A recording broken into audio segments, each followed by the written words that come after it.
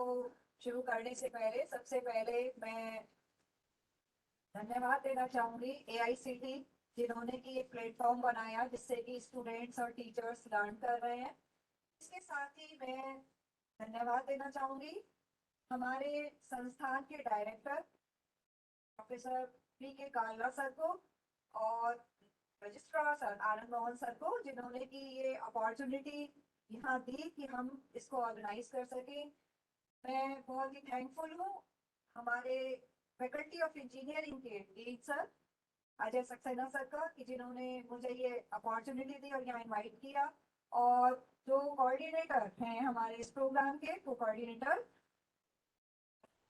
Doctor Rajiv Chauhan sir, जिन्होंने कि हमें यहाँ पर इनवाइट किया और आप स्टूडेंट्स से बात करने का एक मौका दिया। तो मुझे उम्मीद है कि जो कुछ भी थोड़ा बहुत मुझे आता है मैं आप तक पहुँचा पाऊँ उसे, और आप उससे बेनिफिट उठा सके। इसके साथ ही हम आज का इस प्रोग्राम को शुरू करेंगे। तो सबसे पहले स्टूडेंट्स, मैं हमारा आज का ये टॉपिक है टॉप का योगा एंड स्ट्रेस मैनेजमेंट। तो सभी लोगों को कहीं ना कहीं लाइफ में स्ट्रेस फेस करना पड़ता है। तो सबसे पहले हमें ये समझना चाहिए कि what is stress. Stress is a general word term to various mental and bodily pressures experienced by people throughout life. Alter health and emotions as well. It can affect cognitive functions, impairs concentration, attention, decision-making ability, and creativity.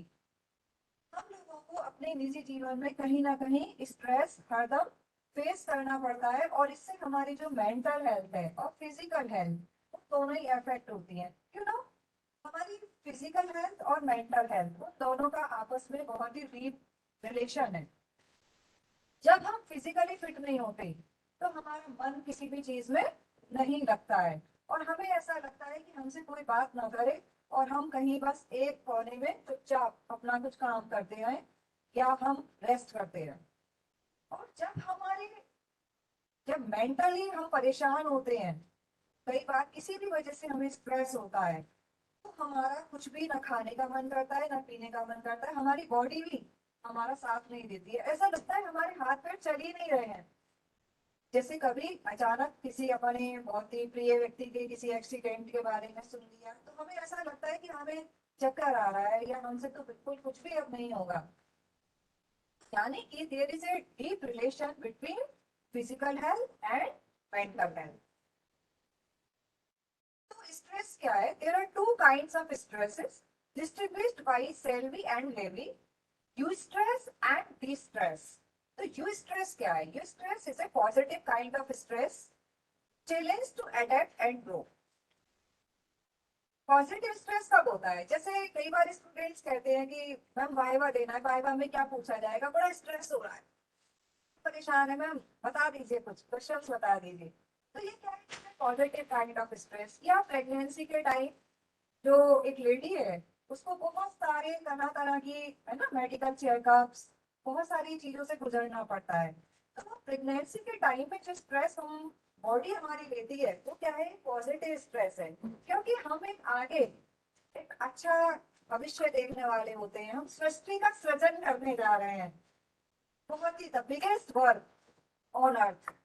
इससे ज्यादा बड़ा काम कोई भी नहीं है, सृष्टि का सृजन। तो ये जो एक लेडी की जो जिम्मेदारी उस समय है ना बनी हुई होती है, तो वो अपने को तरह तरह की अच्छी बुक्स पढ़ना, आपने कभी म्यूजिक सुनना, कभी वॉकिंग पे जाना, क्योंकि वो सोचती है कि जैसा बच्चे के ऊपर वैसा ही इफेक्ट पड़ेगा जैसा कि वो करेगी। तो ये एक पॉजिटिव स्ट्रेस है जिसको कि हमें लेना है और वो ठीक है। एक होता है स्ट्रेस, एक होता है नेगेटिव स्ट्रेस। लाइफ में अप्स एंड डाउन आते रहते हैं, छोटी छोटी बातें होती रहती हैं। चीजों को हमें बहुत ही ज्यादा ऐसा नहीं होना चाहिए कि उससे हमारी पूरी ऑल जो लाइफ है वो उससे अफेक्ट होने लगे और हम परेशान हो जाएं। हमें क्या करना चाहिए कि उसे कोप अप करने की कोशिश करनी चाहिए। अब कोप अप कैसे करेंगे? या तो हमारे पास कई सारे तरीके होते हैं भाई, या तो कोई हमारी काउंसलिंग कर दे, या कई बार ऐसा होता है कि हम खुद ही कुछ ऐसा तरीका निकालें। लेकिन हम लाइफ में इतने बैलेंस्ड रहे कि हमें स्ट्रेस हो ही ना या बहुत कम हो, उसकी डिग्री कम हो जाए।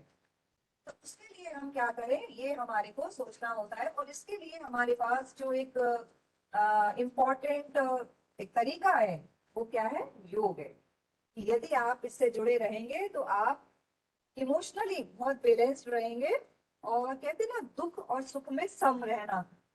दुख और सुख में सम का मतलब ये कि बैलेंस रहना, वो हम रहे। तो इस तरह से हम अपने उस नेगेटिव स्ट्रेस को कोप अप कर सकते हैं। तो स्ट्रेस के अकर एट टू लेवल्स, अभी हमने कहा physical and psychological. Physical like accident, burns, major surgeries, infections, pregnancy, है ना, which make demands on the entire physiology। अब ये जो फिजिकल जो स्ट्रेस है, इसमें नेगेटिव भी हो सकता है और पॉजिटिव भी हो सकता है। द सेम वे साइकोलॉजिकल, वो पॉजिटिव भी हो सकता है और नेगेटिव भी हो सकता है। तो psychological which can occur independently और as a reaction to the physical stress, जैसे life situations that evoke emotional responses like fear, anxiety, tension, worry, jealousy, hatred, anger, excitement, conflict। ये सब चीजें हमारे साथ हो सकती हैं जिनकी वजह से कि हमारे को परेशानी होती है। It may be temporary stress demanding only an immediate adaptation process, or it may be a long-standing one leaving deep-seated subconscious impressions leading to prolonged tensions। तो स्ट्रेस जो है वो अभी हमने कहा कि फिजिकल होता है, मेंटल होता है, राइट। अब वो पॉजिटिव हो सकता है, नेगेटिव हो सकता है, दोनों ही। जो पॉजिटिव है ठीक है, वो तो हम उसके लिए तैयार है। लेकिन जो नेगेटिव है, फिजिकल है, उसको भी हम कैसे कोप अप करें, और जो साइकोलॉजिकल है उसको भी हम कैसे कोप अप करें। और ऐसा भी हो सकता है कि वो थोड़े समय के लिए है स्ट्रेस, कुछ दिन का, कुछ घंटों का, कुछ मिनटों का। और ऐसा भी हो सकता है कि वो बहुत लंबा ड्यूरेशन वाला है, तो हम भी जो कहते हैं कि हम बहुत ही डिप्रेशन में चले जाते हैं बहुत सारे लोग। और उससे ओवरकम करने के लिए फिर हमें जो कुछ एक्सपर्ट्स हैं उनकी सहायता लेनी पड़ती है। लेकिन हम इन सब चीजों से बच सकते हैं। तो स्ट्रेस के साइन क्या है, इम्बैलेंस हम कैसे फील करते हैं, कैसे पता लगता है कि हमें स्ट्रेस हो रहा है। कि हेडेक हो सकता है, बैक पेन, टाइट जॉ, ठीक है, जैसे हाई ब्लड प्रेशर हो सकता है, स्लीपिंग बहुत, हमें ज्यादा हर वक्त ऐसा लगता है सोते रहे, जबकि सोते नहीं हैं हम। एक्चुअली क्या है, बिस्तर पर पड़े रहते हैं, तो नींद भी नहीं आती है, बहुत ज्यादा हम टेंशन में होते हैं, तो हमारे हाथ पैर ठंडे होने लगते हैं, cold Sands and feet, anxiety attacks होते हैं, लॉस ऑफ एपेटाइट, भूख नहीं लगती कि हमें कुछ नहीं खाना, हमसे मत बात करो, हम तो अपने कमरे में ही ठीक है। वेट गेन, कई बार ऐसा होता है कि जो व्यक्ति, जब वो वेट गेन कैसे होता है, खाता भी कम है फिर भी वेट बढ़ता चला जाता है, क्योंकि उसकी एक्टिविटीज कम हो जाती है ना, वो कहीं आता है ना जाता है, चुपचाप एक कमरे में पड़ा रहता है। तो धीरे धीरे वो वेट गेन भी होता चला जाता है उसका। और टाइम बेटाइम खाने से उसका फिर वेट गेन होता है। ओवर ईटिंग, कई बार ऐसा भी होता है कि कुछ लोग जब ज्यादा स्ट्रेस होता है तो वो बिना कुछ सोचे समझे कुछ भी खाते रहते हैं, अपनी लाइफ का जो किस टाइम खाना चाहिए, क्या खाना चाहिए, उसको भूल जाते हैं। हमारी स्टमक प्रॉब्लम्स हो सकती हैं, इंडाइजेशन हो सकता है, अल्सर्स हो सकते हैं, है ना।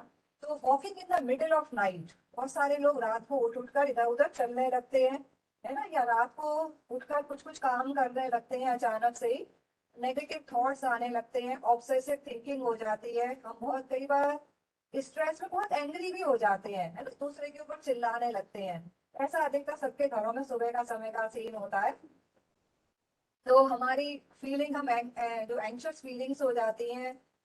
और बहुत सारे हमारी एलर्जीज हो सकती है, ये सभी डिप्रेशन हो सकता है ना। हमारी एनर्जी, हमें ऐसा लगता है कि हमारे अंदर जान ही नहीं बची है। तो ये सब हमारे स्ट्रेस के हमारे कुछ सिम्टम्स है। और इससे हमारी जो स्ट्रेस है उससे, ये अभी हमने कहा कि हमारा डायबिटीज, ये एलर्जी, फटीग, इस तरह की स्किन डिजीजेस, एलर्जीज, ये सब हो सकती है।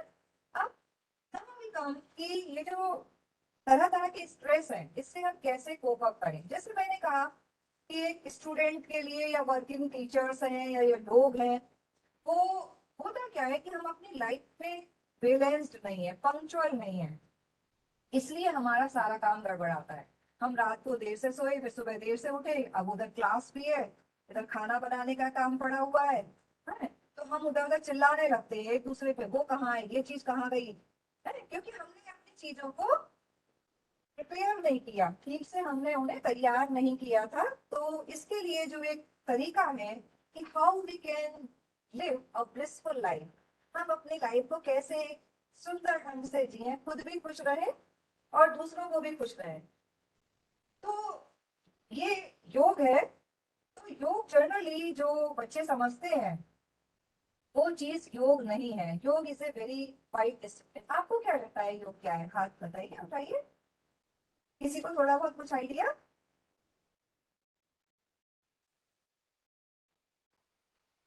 मेडिटेशन। इन्होंने कहा कि जो योग है वो मेडिटेशन है। बहुत अच्छा, क्या नाम है आपका? जय। जय ने कहा कि योग मेडिटेशन है। और कोई बच्चा?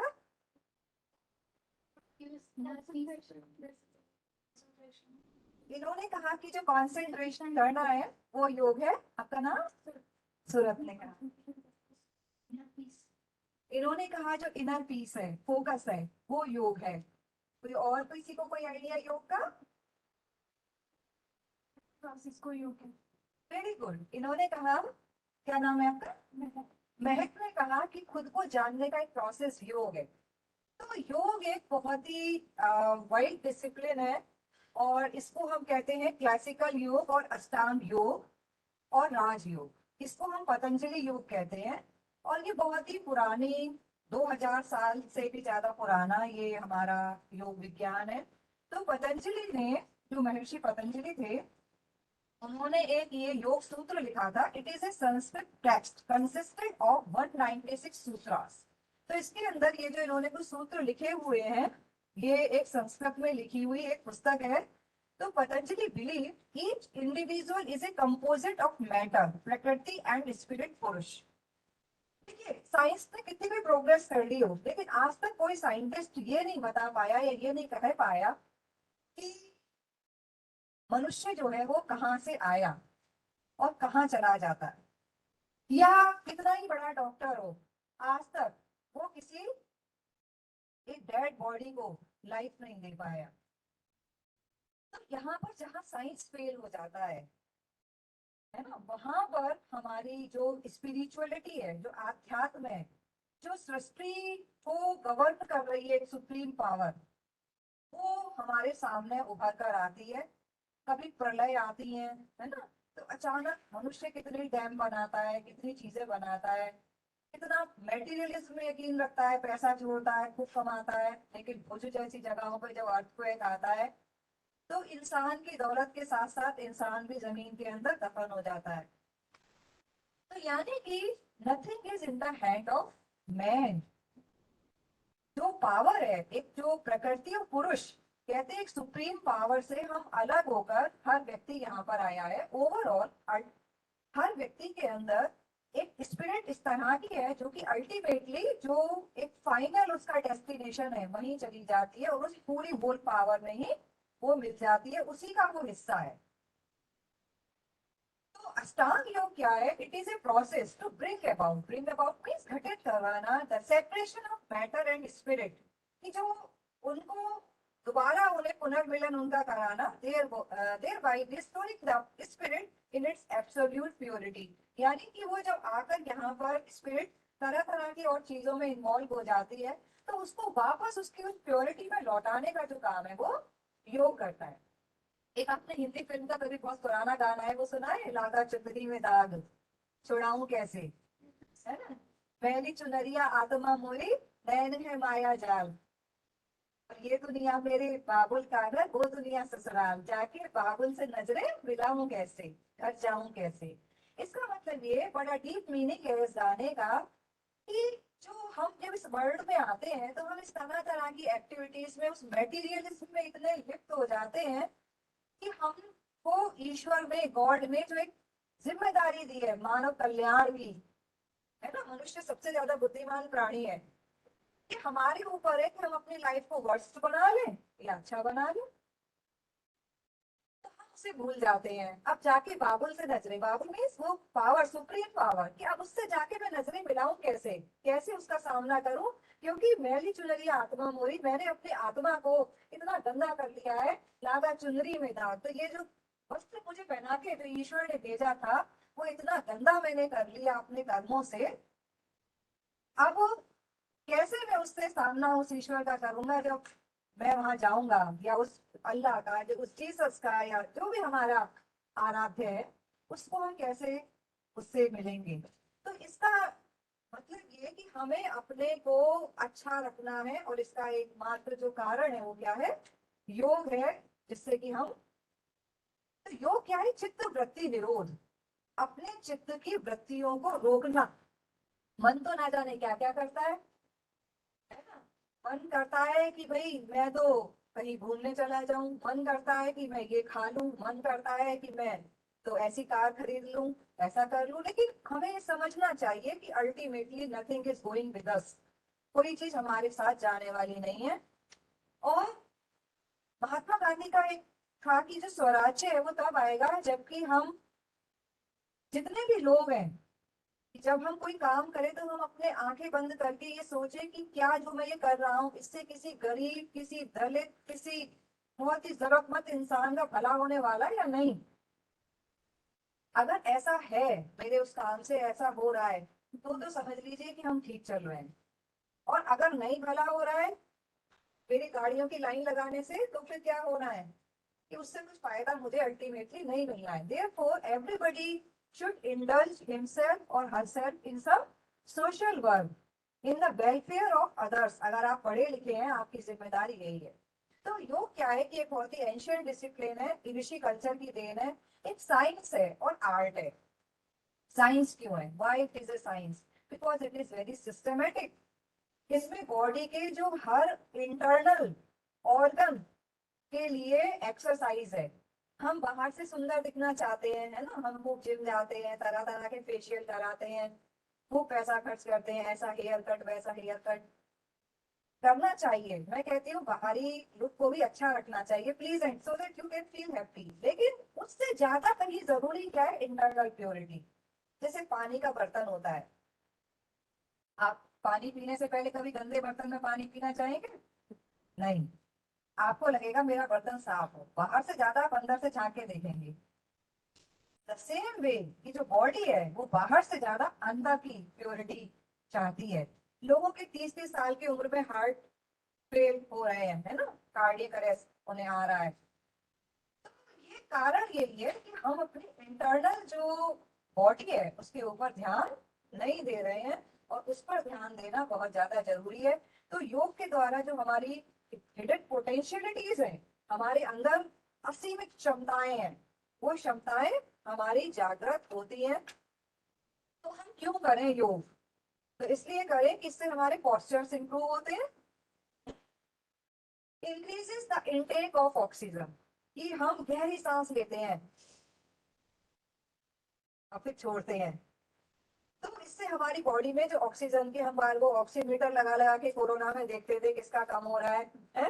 तो वो इसलिए कि हम जब ऐसी जगहों पर रहेंगे जहां पर की मल्टी स्टोरी बिल्डिंग है, दिन रात वहाँ एसी चल रहा है, हम फ्रेश एयर में आएंगे ही नहीं, तो कहाँ से बॉडी आपकी सपोर्ट करेगी।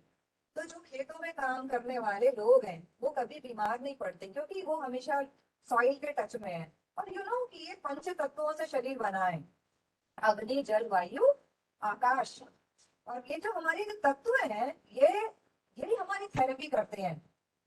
आधी से ज्यादा बीमारियां तो पानी से सही हो जाती हैं, और आजकल पानी से भी सही नहीं होती। उसका कारण हमारा फिल्टर वाटर है, कि हरदम हमें बिस्लरी का पानी चाहिए, फिल्टर वाटर चाहिए, जिसे लोग मिनरल वाटर कहते हैं। Actually there are no minerals in the water, उसमें मिनरल्स तो सब निकल गए। तो हमें क्या करना है कि अगर हमारा पानी डर्टी होता है, थोड़ा सा हमें ऐसा लगता है, तो हम उसे नॉर्मल फिल्टर होता है उससे फिल्टर करें। तो जिससे कि उसकी जो अशुद्धि है, जैसे पहले पानी को निखार कर पिया करते थे लोग, तो नीचे सेटल हो जाती थी वो सारी चीजें। तो जब उसका कैल्शियम निकल जाएगा, उसका आयरन निकल जाएगा, उस पानी में जो भी उसके मिनरल है वो निकल गए, फिर आपने उसे पिया तो आपको क्या मिला, पैरों का दर्द, घुटनों का दर्द, है ना। यही तो हो रहा है घरों में। तो जो आरओ वाले ये लोग लगाते हैं, तो कई बार मेरे मुझसे मैं कहती हूँ कि भाई ये तो और बीमार कर रहे हैं, अरे आप तो इतनी पढ़ी लिखी हैं, आप ऐसी बात कर रही हैं कि बॉडी में गॉड ने ऐसा सिस्टम बनाया है कि जो whatever is waste in the body, the organs will throw them out. हमारे जो ऑर्गन्स हैं, वो उत्सर्जी जो अंग है हमारे, वो जो बेकार की चीज होगी, जो अच्छी वाली होती है वो बॉडी एब्सॉर्ब करती है, और जो बेकार वाली होती है वो बाहर निकाल देती है। तो हम तुम्हारा आरओ क्यों लें? तो मैं तो आरओ का पानी यूज नहीं करती, मेरे पास एक नॉर्मल फिल्टर है, मैं उसमें भरती हूँ, उसमें से छन के नीचे आ जाता है, और फिर मैं उसे घड़े में रखती हूँ, उस घड़े के अंदर एक कॉपर का बर्तन डाल देती हूँ। तो वो पूरी गर्मियों में कभी ठंडा पानी नहीं पीती, तो वो घड़े के अंदर जो हमारा एक तांबे का बर्तन पड़ा हुआ रहता है, हमारे उस पानी में और मिनरल्स बना देता है, जो कि हमारे को, हमारी जो स्टमक है उसको फिट रखता है, शुद्ध रखता है, और हमें किसी तरह के लूज मोशन और डायरिया इस तरह की चीजें नहीं होती है। तो ये हमारे खुद के सोच तरीके हैं जिनको कि हम अपनी लाइफ को अच्छा कर सकते हैं। तो इससे हमारा दिमाग शांत रहता है, हमारी बॉडी की फंक्शनिंग अच्छी होती है। जब हम योग से जुड़ेंगे तभी हमें समझ में आएगा what we should eat and what we should avoid. हमारे जो बिहेवियर डिसऑर्डर्स हैं, चीखना रखते हैं जोर जोर से बच्चों के ऊपर, डांटते हैं, घरों में पीट रहे हैं, टीचर में चिल्ला रहे हैं, काम नहीं किया, ये नहीं है, तुम्हारे जीरो कर दी जाएगी, मार्क्स नहीं मिलेंगे, ये चेक नहीं होगा। भाई जो चीज प्यार से मोहब्बत से काबू में आ सकती है उसके लिए क्यों इतना चिल्लाना? और अगर भाई we should never forget the objective, कि भाई बीएचए या कोई भी चीज है उसका ऑब्जेक्टिव क्या है? उसका ऑब्जेक्टिव बच्चों को काम, जिससे कि वो पढ़े उसे, यही तो है। अगर थोड़ा लेट हो गया तो कौन सा पहाड़ टूट गया? हमें चीजें देखनी चाहिए कि हम अगर किसी की जेन्युइन प्रॉब्लम है तो उसे समझें, यानी कि हमारे जो अंडरस्टैंडिंग लेवल है वो सही होना चाहिए। और जो बहानेबाजी करते हैं वो बच्चे में तुरंत समझ में आ जाते हैं कि वास्तव में ये बहानेबाजी कर रहा है या वास्तव में इसकी जेन्युइन प्रॉब्लम्स है। तो जेन्युइन जो प्रॉब्लम्स है दे मस्ट बी कंसीडर्ड। तो हमारे जो बिहेवियर डिसऑर्डर्स हैं, ये हर वक्त तनाव, अपने भी चेहरे पे ऐसे तनाव और दूसरे का भी तनाव कर दो, हंसते खिलखिलाते रहिए, खुद भी हंसिए, दूसरे को भी खुश रखिए, है ना? तो ये हमारी लाइफ में ऐसा होना चाहिए। Helps in development of body mind and spirit. पहले तो हमारी बॉडी फिट होगी। अरस्तु की ये बात मुझे बहुत ही अच्छी लगती है, sound mind lives in a sound body. पता नहीं उन्होंने कितना सोचा होगा तब लिखी होगी ये बात, कि sound mind lives in a sound body, यानी कि स्वस्थ शरीर में स्वस्थ मस्तिष्क निवास करता है। जब तक शरीर हमारा सही नहीं होगा तब तक हमारा दिमाग कभी हमारे कंट्रोल में नहीं आएगा, और इसका वाइस वर्सा भी। जब दिमाग परेशान होता है तो बॉडी काबू से निकलती है। लेकिन अरस्तु की बात में मुझे ज्यादा दम लगता है, तो मुझे लगता है कि बॉडी सही होनी चाहिए। एक्सक्यूज मी, फोन नहीं कर रहे हैं, कोई बात नहीं, पर्सनल। चलिए, तो अभी हम कह रहे थे कि फिर माइंड का डेवलपमेंट होता है। माइंड कैसे डेवलप होता है? हमारे जो ब्रेन में ना बहुत सारी सेल्स हैं, और जब हमारा ऑक्सीजन का फ्लो, ब्लड का जो फ्लो है वो हमारे ब्रेन की तरफ जाता है, तब एक्टिवेट होते हैं। सिर में दर्द क्यों होता है? जब हमारे दिमाग की जो नसें हैं वो है सिकुड़ती हैं, कॉन्ट्रैक्ट होती हैं, तो हमारे बहुत तेज सर में दर्द होता है। और फिर हम उसको हीलिंग थेरेपी देते हैं, टच देते हैं, और ऐसे ऐसे सहलाते हैं, तो हमारे इस पार्ट की जो एनर्जी है वो हमारे दूसरे पार्ट में ट्रांसफर होने लगती है, और इस तरह से हमें उससे रिलीफ मिलता है। तो आगे चलते हैं। तो ये सब हमारे, इसीलिए हम योग से जुड़े कि ये सब चीजें हमारे से, हमें ऑक्सीजन मिले, शरीर अच्छा हो, दिमाग शांत हो, है ना? हम ऐसे चीखने चिल्लाने से बचे। You know, when I was a child I was a very angry child, यानी हर चीज में तोड़ फोड़ मचाना, ये सब करना है। मतलब my parents were very much means anxious for me कि भाई ये तो बच्चा बहुत ही परेशानी क्रिएट करने वाला है।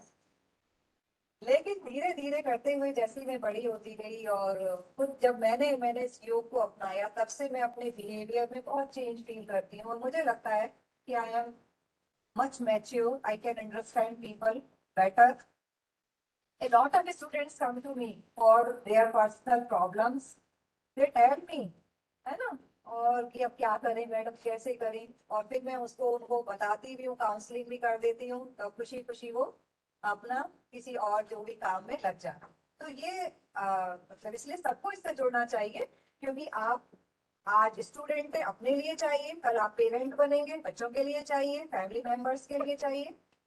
तो आप अष्टांग योग क्या है? जैसे हमने अभी, इन्होंने कहा कि वो योग मेडिटेशन है, इन्होंने कहा कि इनर पीस है ना, पीस या इनवर्ड एक जर्नी है। बहुत सारी इसके अंदर है। इसमें अष्टांग योग में पहला जो पॉइंट है वो कहलाता है यम। तो यम क्या है? जिसको भी योग से जुड़ना है उसको सबसे पहले यम अपनाना पड़ेगा। यम means self discipline. Self discipline क्या? कि हम अहिंसा, non injuries, truthfulness, non stealing, है ना, सेलिबेसी एंड नॉन कवेटियसनेस, यानी कि अहिंसा, यानी पहले हम किसी को सताए ना। सबसे पहले हम ये सोचें कि किसी को मारे नहीं, कोई हिंसा ना करें। दूसरा, जहां तक कोशिश हो सके सच बोलें, क्योंकि झूठ बोलने में बहुत परेशानी है। एक झूठ को छिपाने के लिए फिर हमें झूठ पर झूठ बोलना पड़ता है। तो वाई टू टेक ट्रबल? क्यों अपने दिमाग को हम कष्ट दें? सीधे सीधे बात को बता दें, और जो होगा फिर वो देखा जाएगा कि भाई ये हो गया।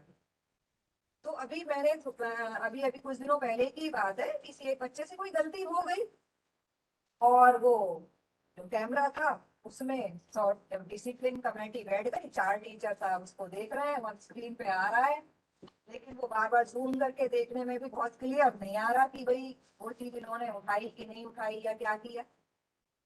वो बच्चा टीचर को घुमाई चला जा रहा है, बार बार यही कहे चला जा रहा है कि नहीं मैंने नहीं किया है, या ये तो ऐसा नहीं, मैं तो ये कर रही हूँ, उसमें ऐसा कर रही हूँ, जो भी है। बहुत जब देर हो गई, मुझे भी बुलाया गया फिर बाद में, तो मैंने कोई क्लिपिंग नहीं देखी। मैंने उस बच्चे की तरफ चेहरा किया।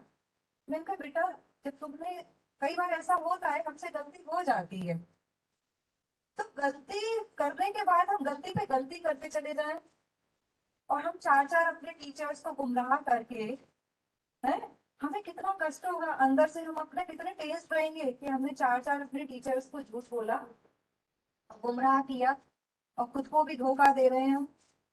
तो you will not get peace. Why don't you accept? कैसे हो गया और मुझे माफ कर दिया जाए, इसमें क्या दिक्कत है?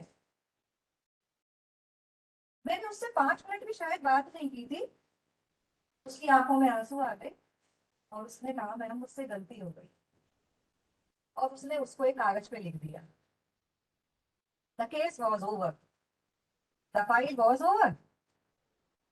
प्रॉमिस हर कि आप मुझे सच सच बात सही से बता दो, तो हम ये आपका, मतलब कुछ आपको ऐसा नहीं किया जाएगा जिससे आपका नुकसान हो।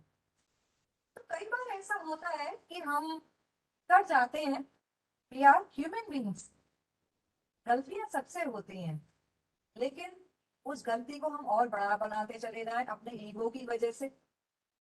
इससे कहीं बेहतर है कि हम उसे मान लें, और ये सोचें कि हम आगे से ऐसा नहीं करेंगे, और हम उसे सुधार लेंगे।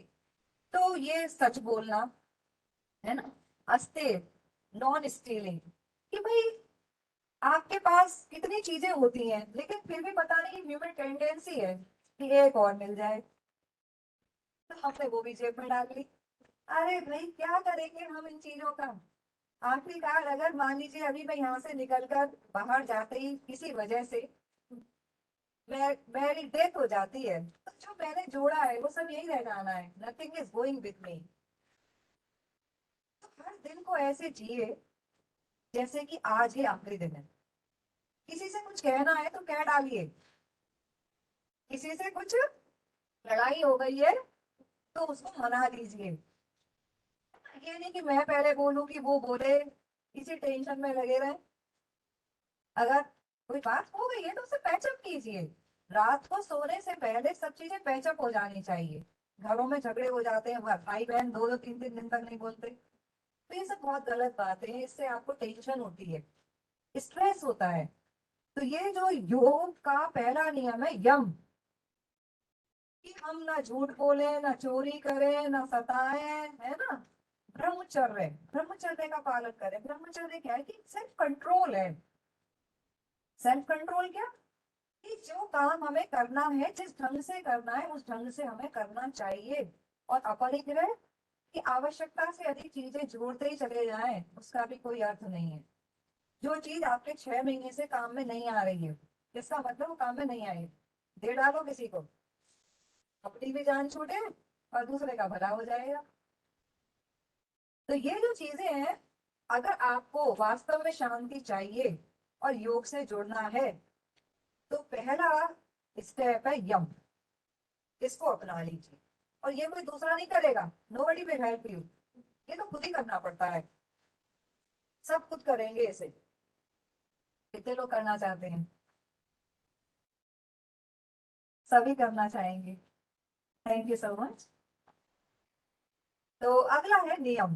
देखिए, अब लाइफ को अगर स्ट्रेस से बचाना है, टेंशन से बचाना है, तो हमें क्या करना पड़ेगा? कोड ऑफ कंडक्ट बनाना पड़ेगा, नियम। योग का दूसरा हमारा जो लिम्ब है वो है नियम। नियम क्या है? पहला है शौच। शौच से बच्चे बहुत हंसते हैं, छोटे वाले बच्चों के सामने कभी सोचो, कहो, तो वो समझते हैं कि केवल टॉयलेट जाना, मोशन, वो शौच है। नो, शौच is a bigger term. Internal and external purity is शौच।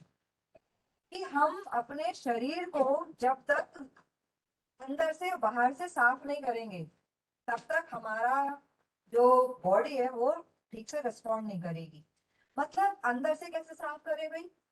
अब अंदर से साफ करने का मतलब है कि जैसे हम जल नेति है वो सीखते हैं, तो जब जल नेति हम करते हैं, तो जैसी फीलिंग आपको ब्रश करके आती है ना मुंह में, फ्रेशनेस, ऐसे ही जब जल नेति करते हैं तो यहाँ पे हमें वो फीलिंग आती है हेड पर। क्योंकि हमारा ये जो हिस्सा है, ये ये सब वॉश हो जाता है, ये वाला, और हल्का सा पनिया फील होता है। तो शौच का मतलब है कि शरीर की, ये जो हम कहते हैं ना फास्टिंग, तो इंटरनल जो प्योरिटी है, जब शरीर किसी चीज में कोई चीज भरते ही जाओ, भरते ही जाओ, है, कभी खाली मत करो। कोई बॉटल है, पानी भरते ही जाओ, भरते ही जाओ, तो बॉटल अंदर से कैसी हो जाएगी? गंदी हो जाएगी ना, उसकी दीवारों पे चिकनाहट जम जाएगी। हम क्या करते हैं, कभी उसको गर्म पानी से, साबुन से धोते हैं, तब वो उसके अंदर की जो वॉल है वो क्लियर हो जाती है।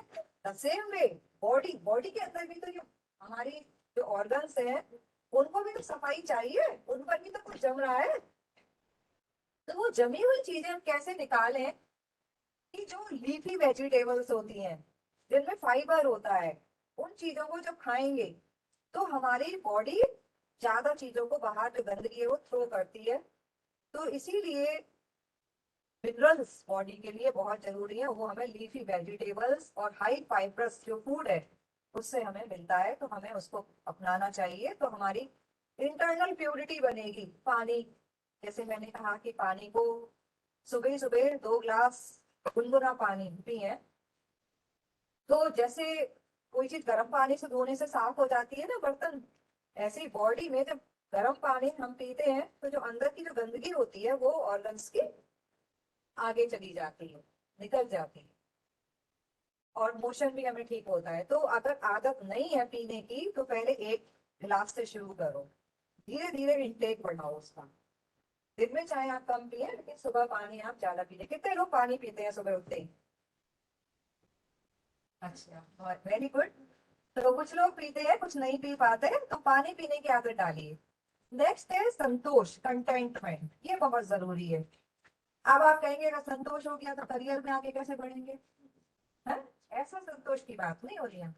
ये उस संतोष की बात हो रही है जो आपने अपने मैक्सिमम एफर्ट लगाया, फिर आपको जो प्राप्त हुआ। अब आप उससे भी संतुष्ट नहीं हो, उससे भी फिर आप रोते ही रहे कि ये होता तो वो होता, है ना। तो ये सब होता या नहीं होता, अब कभी तो आपको संतोष करना पड़ेगा। और अगर आप नहीं करेंगे, फिर आप क्या रहेंगे? फ्रस्ट्रेटेड रहेंगे, हरदम आपको फ्रस्ट्रेशन रहेगा। तो जो आपने बहुत प्रयास करके जो आपको मिला, आप उससे खुश रहिए। और हमेशा ये सोचिए कि आपसे जो कम वाला है उसके पास क्या नहीं है, आपके पास कम से कम ये तो है, आपके हाथ तो है, जिनके हाथ नहीं है वो भी जी रहे हैं, जिनकी आंखें नहीं है वो भी जी रहे हैं, वो भी अपनी लाइफ को मैनेज कर रहे हैं। कि आप सुंदर नहीं दिखते, बहुत से इसी बात से फ्रस्ट्रेटेड। अरे कम से कम आपकी बॉडी तो फिट है।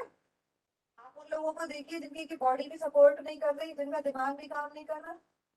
You should always be thankful to God for your blessings. मैं जब भी अपने बच्चों को खाना देती हूँ, आज फिर ये पालक की सब्जी, आज फिर ये रोल, मैं कहती हूँ I am not giving you food, this food is being given by the God. You should always be thankful to God कि यू आर गेटिंग फूड। कि आज ये सब्जी और वो सब्जी है, तुम्हें मिल तो रही है कम से कम। उन बच्चों को देखो जो बेचारे भूखे सो जा रहे हैं, जो डस्टबिन में से रोटी निकाल के पानी में उसे गीली करके धो के और गला के खा रहे हैं। कि आपने वो मंजर नहीं देखे हैं, इसीलिए आप गॉड के प्रति थैंकफुल हैं। तो आप हमेशा अपनी ब्लेसिंग्स को काउंट कीजिए, है ना। पॉजिटिव साइड पर रहिए हमेशा। तब ऑस्टेरिटी, तो ये तब क्या है कि हम अपनी, जिसे मैंने कहा ना fasting, it is a kind of तब। कंट्रोल रखना, सेल्फ कंट्रोल रखना, ये एक तप है। और स्वाध्याय, स्वाध्याय का मतलब स्ट्रेंथनिंग द नॉलेज। जितना ज्यादा जो मूर्ख होता है वो उतना ही ज्यादा आर्ग्यू करता है कि ये क्यों नहीं, कि वो क्यों नहीं। जो बुद्धिमान व्यक्ति होता है वो बात के मर्म को समझता है और फालतू का आर्ग्यूमेंट नहीं करता। तो इसीलिए हमें बात की गहराई को समझना है, फालतू की बातों को इधर उधर टूल नहीं देना चाहिए। और चीजों को जितनी जल्दी पैचअप कर दिया जाए उतना अच्छा होता है। जैसे ईश्वर प्राणी ध्यान, सेल्फ सरेंडर की भक्ति में बड़ी शक्ति है। और जो लोग आध्यात्मिकता से जुड़े हैं किसी भी पावर से, है ना, वो किसी गुरु को मानते हैं, जीसस को, अल्लाह को, नानक, कबीर, किसी को भी, जिसको भी जिसका जो आराध्य है, उनको एक पॉजिटिव एनर्जी मिलती रहती है कि कोई ना कोई मेरे साथ है। कोई भी मेरा ना हो, वो शक्ति मेरे साथ है। सब मेरा साथ छोड़ जाएंगे तभी मेरा ईश्वर मेरे साथ है। और आप हमेशा एक स्ट्रेंथ गेन करते हैं। तो ये भक्ति जो महाभारत में जब हुआ, तो एक तरफ इतनी बड़ी सेनाएं थी कृष्ण की, और एक तरफ अर्जुन उनसे कहते हैं कि मुझे कोई नहीं चाहिए, मुझे केवल आप चाहिए। कृष्ण से कि उनकी भक्ति थी, उनकी निष्ठा थी, कि उन्हें पता था कि एक जो कृष्ण है, जो मेरे सखा हैं, जिन्हें वो अपना सखा मानते थे, कि वो मुझे हर भंवर से पार ले जाएंगे। तो ये जो विश्वास है ये बहुत बड़ा है। जब हम ये विश्वास रखते हैं कि हमारा ईश्वर, हमारा अल्लाह, हमारा नानक, हमारा जीसस हमारे साथ है, तो हम हमेशा प्रसन्न रहते हैं और स्ट्रेस में नहीं जाते। तो इसको हमेशा आप ध्यान रखें और प्रेयर करने की आदत डालें। आप चाहे दिन में एक मंत्र ही पढ़ें, कोई भी। या आप सुबह, जैसे अगर आप चैंटिंग करते हैं तो एक माला का राउंड करें, या आप हाथ ही जोड़ते हैं तो एक हाथ जोड़ने का एक नियम, झुकने का नियम बनाए, सरेंडर करने का नियम बनाए। नियम हर चीज का होना चाहिए। आप सुबह सो के उठते हैं, कभी 8 बजे, कभी 7 बजे, कभी 10 बजे, कभी 4 बजे। इससे हेल्थ पर बहुत ही नेगेटिव इफेक्ट पड़ता है। नियम होना चाहिए हर चीज का। अगर आप 6 बजे उठते हैं तो 6 ही बजे उठिए। ये नहीं कि संडे आज तो आराम का दिन है, पड़े रहो। इससे क्या होता है कि हमारी जो बायोलॉजिकल साइकिल है वो गड़बड़ा जाती है, और फिर अगले दिन उठने में बड़ा कष्ट होगा। तो इट इज बेटर कि you get up at a fixed time. हमेशा निश्चित समय पर उठिए, निश्चित पूजा कीजिए। एक नियम बनाइए कि भाई मेरे से ज्यादा नहीं हो रहा तो कम से कम मैं हाथ तो जोड़ सकता हूँ या कर सकती हूँ, मैं उतना ही करूँ। खाने का नियम बनाइए। ये नहीं कि हमने उल जरूल जो भी सामने आया कि मुफ्त की दावत है तो हम लोग दबा के खा लो, आज डिनर का भी लंच में ही खा जाओ। फिर चाहे अपनी तबीयत खराब हो जाए, अरे खाना मुफ्त का है, पेट तो अपना ही है। तो don't make your stomach A dustbin. हिसाब से खाइए, तरीके से खाइए, नियम बनाइए हर चीज का। बोर तो नहीं हो रहे। अब आता है तीसरा, जिसे हम ज्यादातर लोग आसन समझते हैं। वो क्या है, हमारे फिजिकल पॉस्चर्स हैं। जिसे हम अक्सर ये समझते हैं योग। योग को बच्चे सब आसन समझते हैं, लेकिन अभी कहा ना मैंने योग के 8 अंग हैं, तो ये आसन तीसरा अंग है। पहला क्या था? व्यायाम। दूसरा व्यायाम। और तीसरा है आसन।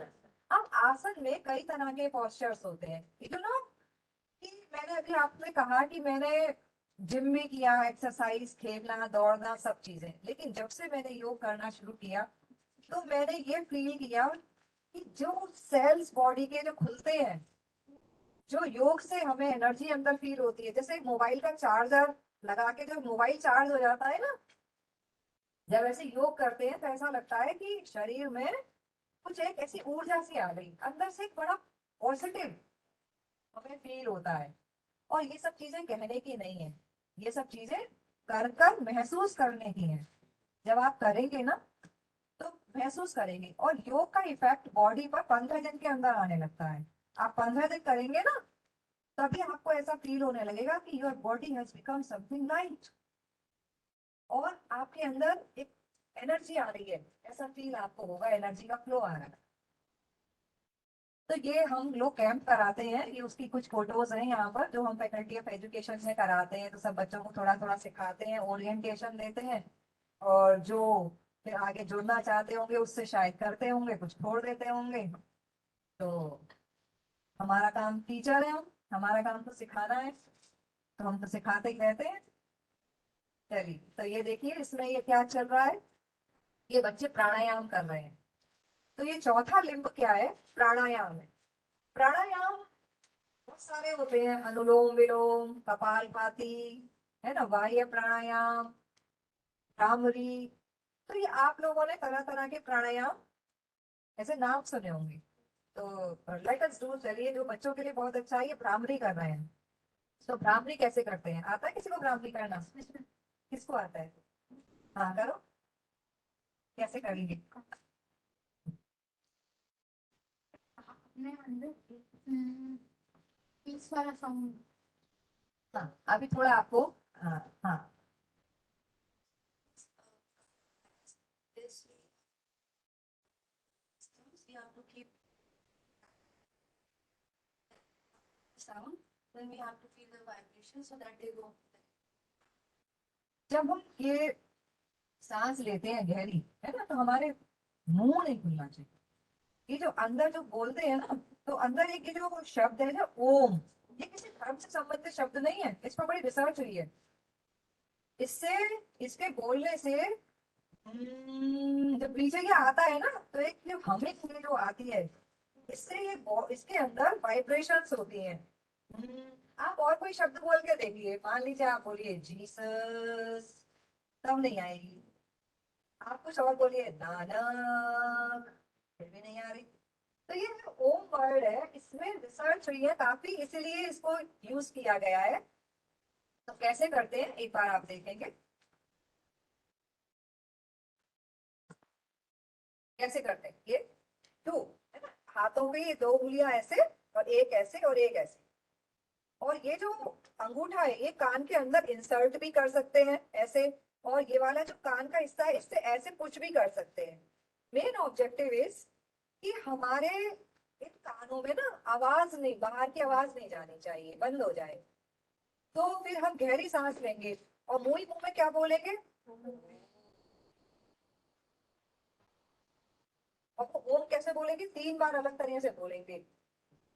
पहली बार गहरी सांस लेंगे, ओ लंबा बोलेंगे, माँ छोटा बोलेंगे। दूसरी बार फिर गहरी सांस लेंगे, और ओ और माँ दोनों बराबर बोलेंगे। और तीसरी बार ओ छोटा और माँ लंबा बोलेंगे। और फिर कानों में से ये अंगूठा निकाल कर फिर एक बार करेंगे। तब आपको ये फील होगा कि यहाँ पर कुछ वाइब्रेशंस हो रही है। तो जो यहाँ पर हमारा सर दर्द होता है ना, जो यहाँ पे हमारी ये मसल्स जब कॉन्ट्रैक्ट हो जाती हैं, वो खुलने लगती है, हमारी नसें खुलने लगती हैं, और हमारे अंदर एक पॉजिटिव जो हमारा ब्लड का फ्लो है वो होता है, और हमें अच्छा लगता है। तो करके देखिए, लेट अस स्टार्ट।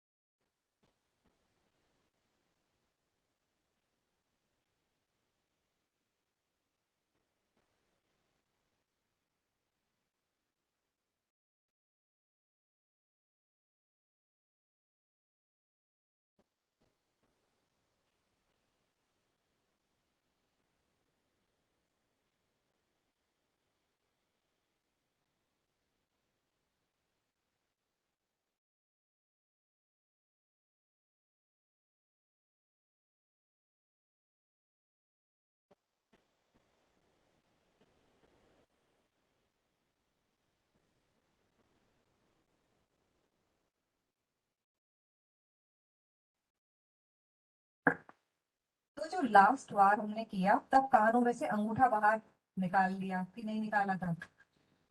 मैं तो कर रही थी तो मुझे दिखा दी, निकाला था। हाँ, तो 3 बार तो अंदर रखिए उसे, है ना, और लास्ट बार उसे बाहर निकाल दीजिए। तो इसी को आप रिपीट करेंगे तो जो हमारा सर का दर्द है, बच्चों के लिए, पढ़ने वाले लोगों के लिए, टीचर्स के लिए बहुत अच्छा है। क्योंकि पढ़ते पढ़ते होता क्या है कि हमारे एक ही जगह कॉन्सेंट्रेट करते करते सर में दर्द हो जाता है। तो हम क्या करें? तो इसका हमारा उपाय यही है कि हम भ्रामरी करें। भ्रामरी प्राणायाम हमारे बॉडी के लिए बहुत ही अच्छा रहता है। और कभी भी सर दर्द हो रहा हो तो आप जरूर ट्राई कीजिएगा कि आप थोड़ी देर घड़ी लगा के 10 मिनट करते रहिए, करते रहिए। और फिर 10 मिनट बाद आप फील कीजिएगा कि आपकी बॉडी पर क्या इफेक्ट हुआ है। दूसरा, एक और ये कि मैंने कहा कि हमारे पहले आप लोगों ने सुना होगा ना कि कोई बहुत बीमार था तो गौतम बुद्ध को उन्होंने कहा कि वो आए, उन्होंने हाथ ऐसे किया और उसके सर पे रखा तो वो सही हो गया, तो चमत्कार हो गया। लोग कहने लगे वो तो चमत्कार ही, चमत्कार इसलिए है क्योंकि उनके अंदर इस योग से, इस तप से इतनी एनर्जी स्टोर हो गई है कि जब किसी के ऊपर वो हाथ रखा उन्होंने तो वो जो एनर्जी है वो उस दूसरे के अंदर ट्रांसफर हो जाती है, हील हो जाती है वो चीज। आप खुद भी हील करते हैं। आप पे जैसे ही चोट लगती है आप खुद ही उसी हिस्से को मलते हैं। घुटने में आप गिरे, तुरंत ही आप घुटने को मलने लगते हैं। तो क्या होता है? आराम मिलता है ना, क्योंकि हमारी जो एनर्जी है दूसरे पार्ट की वो उसमें ट्रांसमिट हो रही है।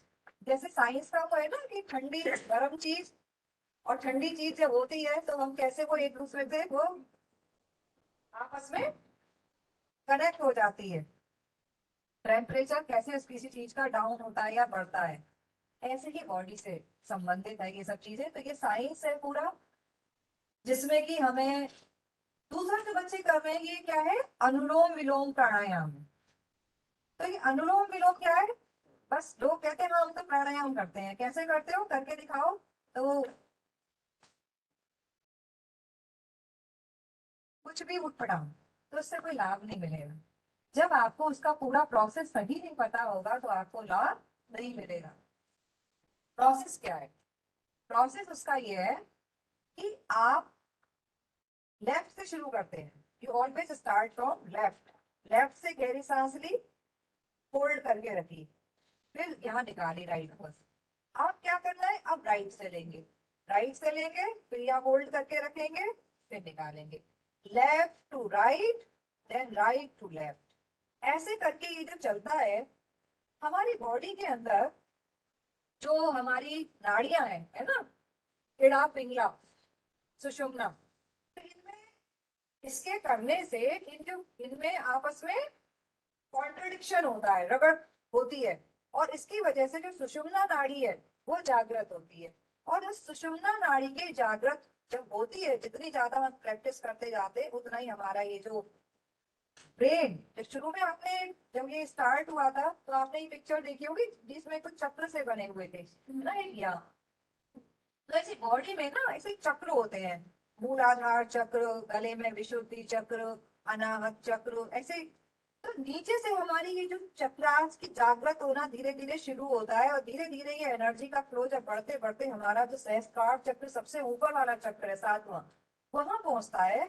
तो हमारी ये सुषुम्ना नाड़ी जागृत हो जाती है और हमें एक ही जगह बैठे बैठे हमें बहुत सारी चीजें समझ में आने लगती है। वो कहते हैं ना, उधर देख लेता था आंखें बंद करके वहां क्या हो रहा है पड़ोसी देश में। तो वो एनर्जी का जो लेवल है वो इतना बढ़ जाती है, उससे वो चीजें हमारे को प्रभावित करती हैं और हमें समझ में आने लगती है। तो ये हम जो तरीका है इसका सीखना चाहिए। तो कैसे करेंगे इसको, एक बार करेंगे, प्रैक्टिस करेंगे। अनुलोम विलोम। So take out your this mask, इनको हटाइए पहले मास्क को, तब आप शुरू करेंगे। देखो, ये जो 2 उंगलियां हैं, इनको, ये जो कुशन है राइट हैंड का, बैठते हम कैसे हैं? जो हमारी वो मुद्रा होती है ना, ज्ञान मुद्रा भी, जिसको कि हम पद्मासन भी कह, पद्मासन अलग होता है और सुखासन अलग होता है। सुखासन आलती पालती मार के आराम से बैठना, और पद्मासन में दोनों पैर हमारे एक के ऊपर एक नाभि के इधर उधर स्थित होते हैं।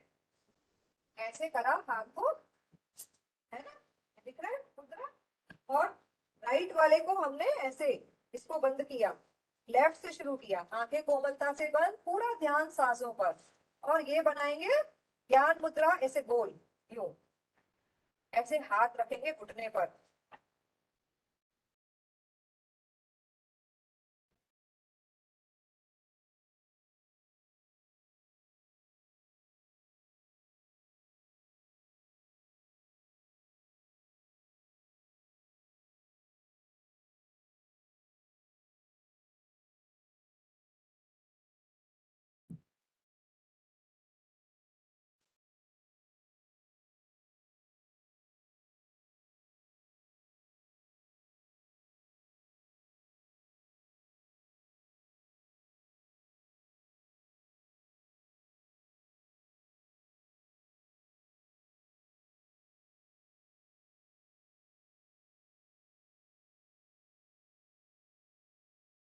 तो जब हम ये करते हैं, लेफ्ट से शुरू करा, राइट पे निकाली, सांस छोड़ी, सांस लेने को कहते हैं पूरक, और होल्ड करना कहलाता है कुंभक, और सांस को बाहर निकालना क्या कहलाता है, रेचक। तो तीन बातें हो गई, पूरक, कुंभक और रेचक। पूरक मीन्स लेना, कुंभक रोकना, और रेचक बाहर निकालना। तो ये हमारे तरह तरह के प्राणायाम होते हैं, और ये आपका आज केवल ओरिएंटेशन है एक तरह से। अगर आपको वास्तव में इससे जुड़ना है तो आप कोई बाबा रामदेव के वीडियोस मुझे काफी पसंद आते हैं, ठीक सिखाते हैं, अच्छा। और भी बहुत सारे अच्छे वीडियोस हैं, तो जिसमें आपको लगता है कि ये प्रॉपर ढंग से सिखा रहे हैं, उसी को ऑन करके बैठिए और थोड़ा आप उससे सीख सकते हैं, अगर आपके पास इतना टाइम नहीं है कि किसी इंस्टीट्यूट को ज्वाइन कर सके। तो अगला है हमारा प्रत्याहार। प्रत्याहार का मतलब है विड्रॉल ऑफ सेंसेस। जो भी हमारी ज्ञानेंद्रियां है ना, उनको कंट्रोल करना, इधर उधर बाहर भटकने से बचाना, कॉन्सेंट्रेट करना कहीं पर, बाहर से हटाना, वो प्रत्याहार है। तो बहुत सारे लोग कहते हैं कि अच्छा आपका ये करने का मन नहीं करता, आप कैसे ऐसा रह लेती हैं, कैसे कर लेती हैं?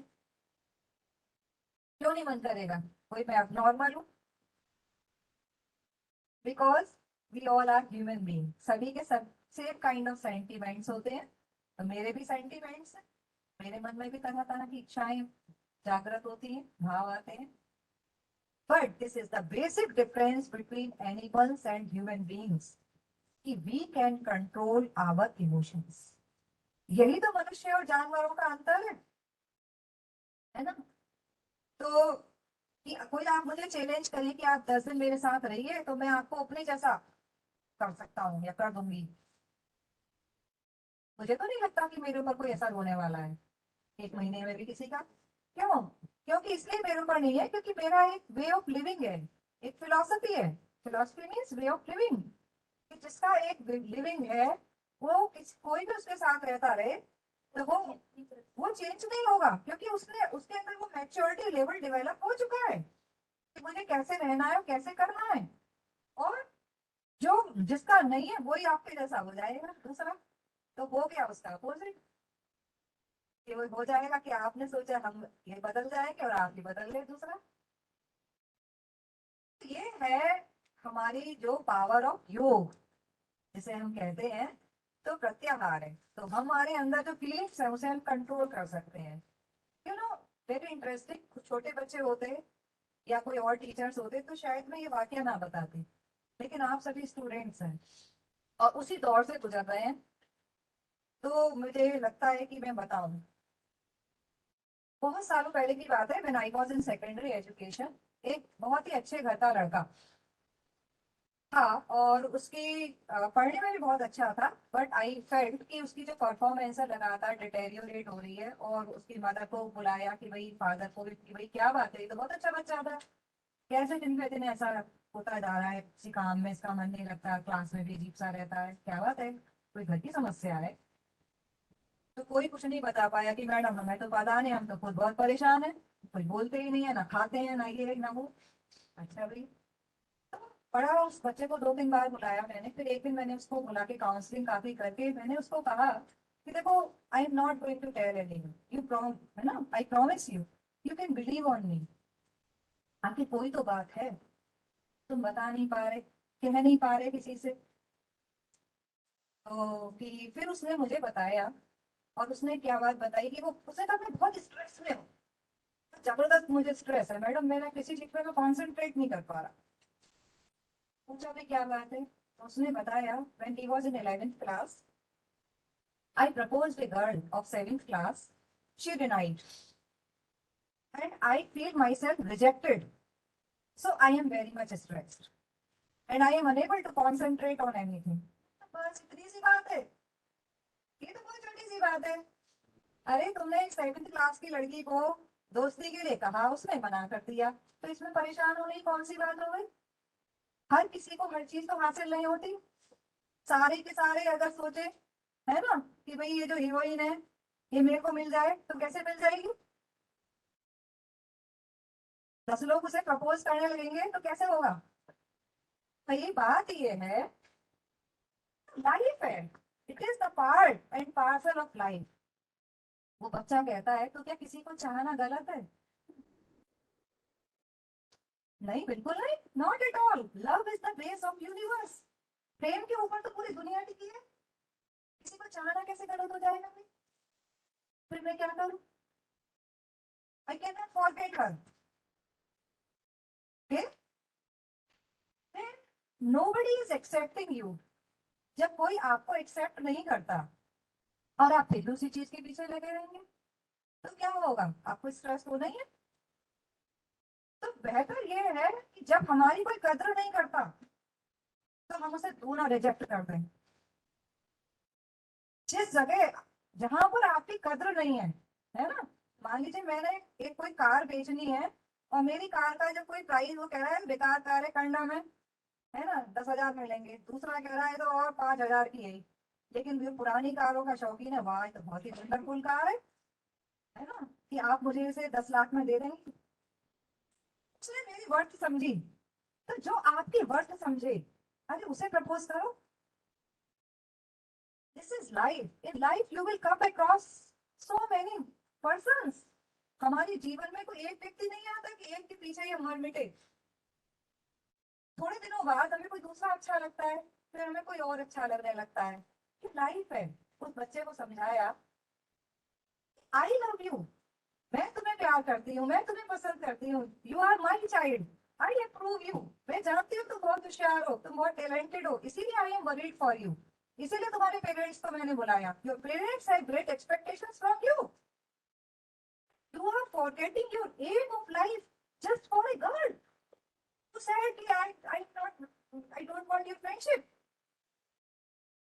तो बात ये है कि जिसने आपको रिजेक्ट किया, नाउ यू प्रॉमिस मी कि जिसने आपको रिजेक्ट किया आप उसे डबल रिजेक्ट कर दो, ट्रिपल रिजेक्ट कर दो, और ये मन में ठान लो कि मैं इसकी ओर देखूंगा भी नहीं, जहां इसकी क्लास है वहां जाऊंगा भी नहीं, और इतनी मेहनत करूंगा, इतनी मेहनत करके कुछ काबिल ऐसा बन के दिखाऊंगा कि so many girls will chase you, कि तुम्हें सेलेक्ट करनी भारी पड़ जाएगी, इतनी लड़कियों की लाइन लग जाएगी कि लड़की तुम्हें चुननी भारी पड़ जाएगी।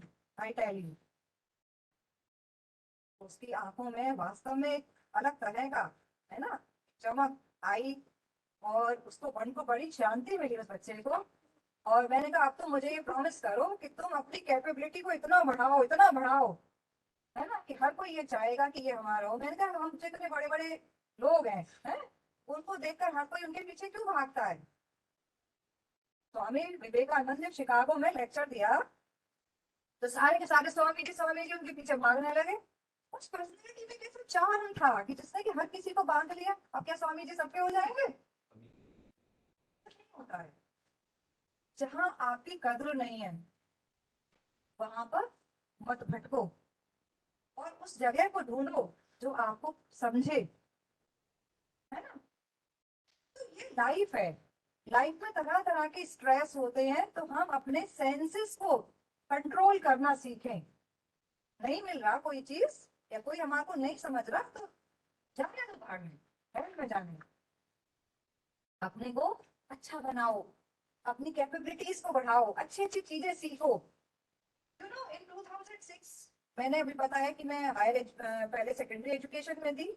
बहुत सारी कुछ चीजें ऐसी हो गई जहां से कि मुझे ऐसा लगने लगा कि मेरा एम जो यहाँ पर था वो पूरा हो गया। Now I must go somewhere else and I must switch somewhere.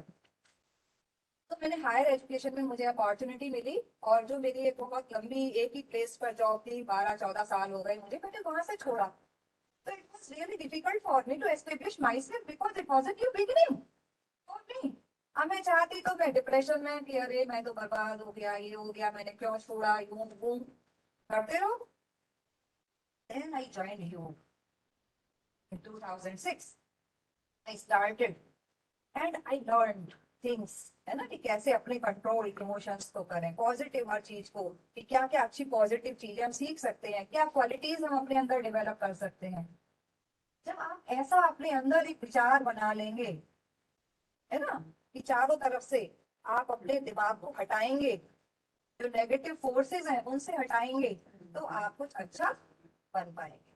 तो वो बच्चा मुझे बहुत मतलब गर्व होता है कि उस बच्चा वो संभल गया, और धीरे धीरे वो अपने एक लाइफ के नॉर्मल रूटीन पर आकर बहुत अच्छा स्कोर करके आज एक अच्छी जगह पर एक अच्छे मुकाम उसने हासिल किया, पेरेंट्स की एक्सपेक्टेशंस को पूरा किया उसने। तो हम छोटी छोटी चीजों के लिए टीचर ने डांट दिया, हम तो फांसी पर अटक गए, हैं? फंदे पर अटक गए, या टीचर ने कुछ कह दिया तो हमने ये कर लिया। अरे भाई, जो आपको दिन भर चाहता है, प्यार करता है, वो आपको डांट नहीं सकता, तो इतना दिल पे लेने की क्या बात हो गई। हल्के में लो हर चीज को। माँ बाप है, हैं? आपने हमें पैदा ही क्यों किया। जब आप हमारे लिए ये नहीं कर सकते तो आपने हमें पैदा ही क्यों किया। तो अमिताभ बच्चन ने अपने पिताजी से कभी कहा कि आपने हमें पैदा ही क्यों किया। वो कवि थे, उन्होंने कविता लिखी कि जब मेरे पर बाबा ने, है ना, मेरे दादा को पैदा किया तो उन्होंने उनसे नहीं पूछा कि मुझे पैदा किया जाए या ना किया जाए। और जब मेरे दादा ने मुझे पैदा किया, उनको अपने बच्चे को पैदा किया, तो उन्होंने उनसे नहीं पूछा कि उसे पैदा किया जाए या ना किया जाए। लेकिन मेरे बेटे, तुम आज की पीढ़ी के हो, तुम ये नहीं एक रिवाज बनाना कि अपने बच्चों से पूछ कर उन्हें पैदा करना है। तो ये हम ऐसे दूसरों के ऊपर ऐसे ऐसे हम इल्जाम लगाएं और ऐसे ऐसे हरदम दूसरे को नीचा दिखाने की कोशिश करें, नहीं। गुरुओं का सम्मान करना, माता पिता का सम्मान करना। एक घर ने रिजेक्ट कर दिया तो हमने साफ फांसी लगा ली, आत्महत्या कर ली। क्या हमें ये नहीं मिला तो हम वहां डूब गए। या कोई हमें परेशान कर रहा है, वैशाली ठक्कर है, अभी पढ़ा पढ़ा आप लोगों ने न्यूज में, सुना कल परसों की कोई बात है, कल की, कि उन्होंने आत्महत्या कर ली। अरे एक टीवी के आप इतने सफल आर्टिस्ट, इतने खूबसूरत, आप सब तरह से लोग आपसे जलते थे कि भाई ये तो बड़ी अच्छी आर्टिस्ट है, और है ना, आपने सुसाइड कर लिया कि आपको एक नेबर परेशान कर रहा है, आपका बॉयफ्रेंड जो एक्स बॉयफ्रेंड है वो आपको परेशान कर रहा है। क्यों क्यों इन बातों से हम परेशान हो जाएं, अपनी लाइफ को हम क्यों स्ट्रेस में डालें। There is a solution for every problem. जैसे हर रात के बाद दिन होता है, ऐसे ही हर समस्या का समाधान होता है। आप उस व्यक्ति को खोजिए जो आपकी सही काउंसलिंग कर सके, सही आपको रास्ता दिखा सके, मदद कर सके। और टीनेजर्स को क्या लगता है कि हमारे मित्र ही वो सब कुछ है, टीचर चाहे भाड़ में, और पेरेंट्स को तो कुछ कहना ही नहीं है, सब बेकार है, बस हमारा तो मित्र ही हमारे काम आएगा। ऐसा नहीं होता, क्योंकि मित्र की मैच्योरिटी लेवल आपके बराबर ही है। आप उस व्यक्ति को खोजिए जो कि गुरु है, जिसकी मैच्योरिटी लेवल आपसे कहीं ज्यादा है, वो आपको सही बात बताएगा, पक्ष विपक्ष दोनों बताएगा। तो ये कोई चीज नहीं है कि हम जीवन में हार मान जाएं। लाइफ जो है वो चलती रहनी चाहिए। अब आता है प्रत्याहार के बाद धारण करना। अब हमारी कॉन्सेंट्रेशन, जब सर हम कहते हैं ना कि धीरे धीरे मेडिटेशन पे पहुंचते हैं। Meditation is really tough.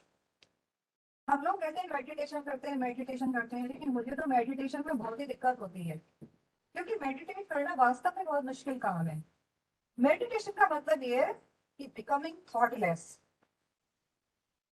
कि जब आप शांत बैठे तो ऐसे बैठे कि आपके दिमाग में कोई भी बात ना आए, सिवाय उस पॉइंट के जिसको कि आप फोकस कर रहे हैं, है ना। अब आपको फोकस करने वाला पॉइंट है, कोई ओ सोच लेता है कि हम अपने यहाँ पे, या कहते हैं दोनों भवों के बीच में यहाँ आज्ञा चक्र है, अब वहां पर अपना फोकस करेंगे। लेकिन मन तो वायु से भी अधिक चंचल है। युधिष्ठिर के यक्ष प्रश्नों में एक प्रश्न ये भी था कि जीवन में सबसे बड़ा दुख क्या है। कि सबसे बड़ा दुख वो है जब किसी पिता को अपने पुत्र की अर्थी को कंधा देना पड़ता है, वो सबसे बड़ा दुख है। और सबसे ज्यादा गतिमान क्या है कि मन वायु से भी अधिक गतिमान है, ये चलता ही रहता है, मन के घोड़े हमेशा दौड़ते ही रहते हैं। तो कैसे उसको कंट्रोल में करें, इसको कंट्रोल करने का जो काम वो है मेडिटेशन। और इसको कहते हैं भी योग निद्रा भी आती है, माइंडफुल मेडिटेशन, बहुत सारी। देखिए बहुत ही इतना बड़ा साइंस है, जितना ज्यादा आप इसमें जाएंगे उतना ही आप फील करते जाएंगे। I consider myself a beginner always, क्योंकि मैं I am basically an teacher educator, educationist, not a yogi. मेरा जो योग का लेवल है वो कितना है, उतना है जितना कि हमारे को टीचर्स के लिए चाहिए। कि हम अपना, उसमें हमारे जो चार शुरू के हैं ना, यम नियम आसन प्राणायाम, है ना, चारों पे तो ज्यादा फोकस करना है। और बाकी के एक आध थोड़ा मेडिटेशन या जो भी हम थोड़ा कर सकते हैं, जैसे प्रत्याहार की भाई ज्यादा हमें इधर उधर अपना दिमाग को नहीं लगाना है, तो हम उसमें करें। इतना भी अगर हम कर लेंगे तो हम खुश रहेंगे। जैसा कि मैं फील करती हूँ कि मुझे ऐसा लगता है कि I am very much contented, I am happy, I am satisfied with my life. तो मुझे ऐसा लगता है कि अब और कुछ नहीं चाहिए, जिंदगी में सब पा लिया, अब और कुछ पाने की कोई चाहत नहीं बची। तो बिल्कुल एक ऐसा ही स्टेट हमारे अंदर मन में है ना, एक कंटेंटमेंट वाला, एक खुशी वाला, कि हम दूसरों को, now you come on what you can give to others. अब आप इस पर आइए कि पाने की चाहत तो सब हो गई, कि अब आपने दूसरों को क्या दिया। हमारे दुखों का कारण हमारा क्या है, यही मोह, ये तृष्णा और ये लस्ट है कि हम हरदम चाहते ही रहते हैं ये मिल जाए और वो मिल जाए।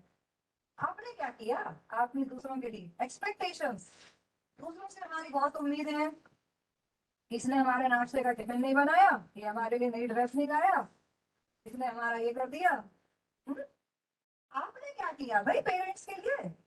कभी आपने एक कप चाय बना के पिलाई थकी हुई माँ को, या आपने अपने फादर के लिए क्या किया, कभी जूते पॉलिश करके रखे उनके।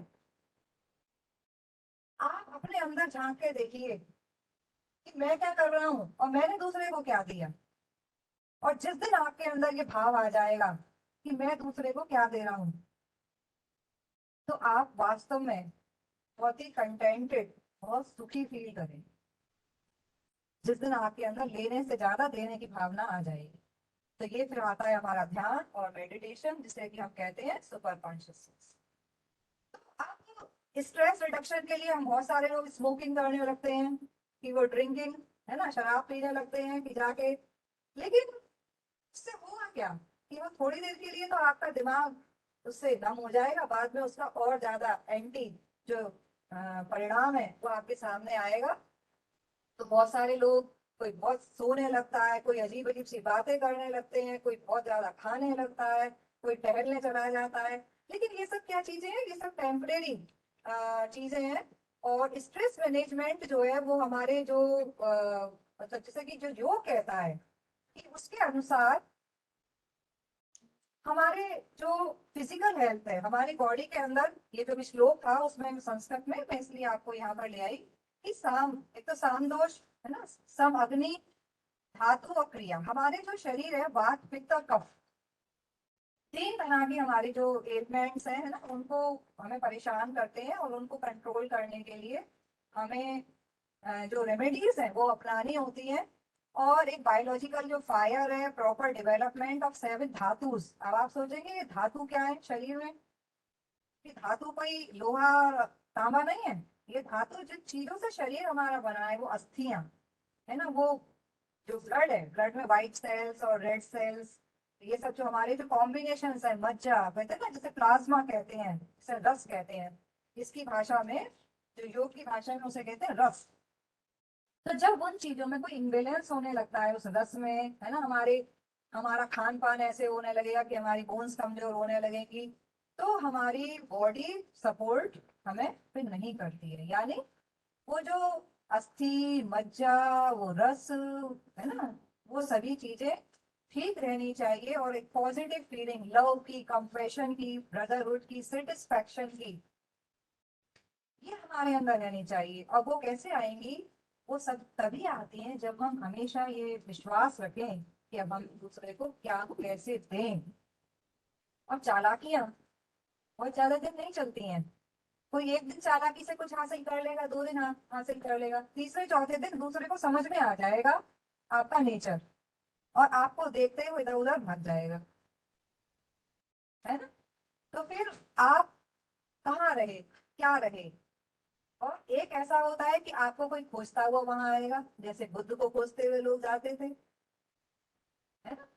तो ये सब चीजें हैं ऐसे स्पिरिचुअल हेल्थ। अब स्पिरिचुअल हेल्थ जो है कि हमारी जो एक डिवाइन पीस है, ब्लिसफुलनेस है, आत्मा की जो हमारी शांति है, वो हमें हमारे अंदर होनी चाहिए। यानी कि हमारी फिजिकल हेल्थ, जैसे मैंने कहा कि ये वात पित्त कफ, इनसे संबंधित जो हमारे बॉडी में जो भी परेशानियां हो सकती हैं उसको कंट्रोल होना चाहिए, प्रॉपर एलिमिनेशन हो, वेस्ट जो हम कहते हैं ना वो होना चाहिए। जब आप बहुत ज्यादा पिज्जा बर्गर और ऐसी चीजें खाते जाएंगे तो लेयर पे लेयर अंदर जमती जाएगी, और जो हमारी जो, जिसे हम कहते हैं ना कि जो छोटी आंत है वो बहुत बड़ी होती है, बड़ी आंत जो है वो छोटी होती है। तो हमारी आंतों के अंदर वो जो, जिसे हम कहते हैं ना कि वेस्ट भरता ही चला जाता है, भरता ही चला जाता है, और वो निकल नहीं पाता। फिर हमारी तरह तरह की एलिमेंट्स शुरू होते हैं। तो इसीलिए बॉडी का जो खान पान है वो बहुत ही इंपॉर्टेंट है, और सारी ज्यादातर बीमारियों की जड़ हमारा पेट ही है। हमारा कंट्रोल नहीं होता तभी तो हम खाते ही जाते हैं, उठपटांग डस्टबिन बना लेते हैं। तो अपने पेट को डस्टबिन ना बना।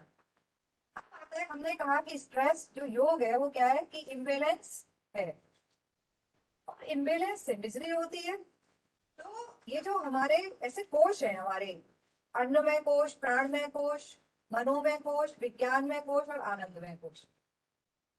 तो ये कोश क्या है कि पहले हमारा जो लेवल है वो क्या होता है, अन्न वाला ही होता है। एक आपने मैस्लो का शायद पढ़ा होगा आप लोग, पढ़ा है कभी मैस्लो के बारे में? मैस्लो की रहती है कि पहले हमारी जो फिजिकल बेसिक नीड्स है, खाना पीना, हम इन्हीं चीजों पे मतलब फोकस करते रहते हैं, है ना, कि लिविंग, सेक्स, ईटिंग, ये चीजें हमारी बेसिक चीज है। अब इससे ऊपर ही नहीं उठ पाते। धीरे धीरे करते करते जब हमारी स्टडी और लेवल हमारा बढ़ता जाता है तो हम प्राण में कोश, फिर मन, फिर मनो में कोश, फिर विज्ञान में, और सबसे ज्यादा जब आनंद में कोश पर हम जा रहे हैं, हमारी जब अटेंशन पहुंच जाती है, तो फिर हम सब चीजों से बहुत ही कहते हैं कि एक ब्लिसफुल लाइफ को हम लीड करने लगते हैं। जितने बड़े बड़े संत हुए हैं वो कोई एक दिन में ऐसे नहीं बन गए, कि गौतम बुद्ध कोई एक दिन में बुद्ध नहीं बन गए।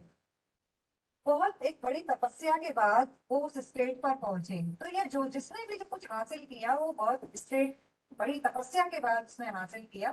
तो इसको करने के लिए लगातार हमें किसकी प्रैक्टिस करनी पड़ती है? योग की करनी पड़ती है। तो ये जो पतंजलि थे इन्होंने क्लेश, कि हमारे क्लेश हैं जो हमारे तरह तरह के हमें परेशान करते हैं, स्ट्रेस देते हैं, तो वो क्या है? अस्मिता, अविद्या, अस्मिता, राग, द्वेष, ये है क्लेश। तो अविद्या, सबको पता ही है कि हम जब ज्ञान हमें नहीं होता। अस्मिता, राग, राग क्या है? राग क्या है? राग वो चीज है जो कि हमें प्रेजेंट के लिए चाहिए नहीं, लेकिन हमें बस लगता है कि सोना हमारे पास इतना होना चाहिए, ये चीज इतनी होनी चाहिए, चाहे वो काम ना आए हमारे, पर हम उसी में लगे हुए हैं। द्वेष, दूसरों से हरदम हम लोगों को इस तरह की लगता है कि भाई इसके पास है और हमारे पास ये चीज नहीं है। तो अस्मिता का मतलब है ईगो, जो कि hold to what may not exist tomorrow, कि हम अपने ईगो में ही, है ना, हम रहते हैं।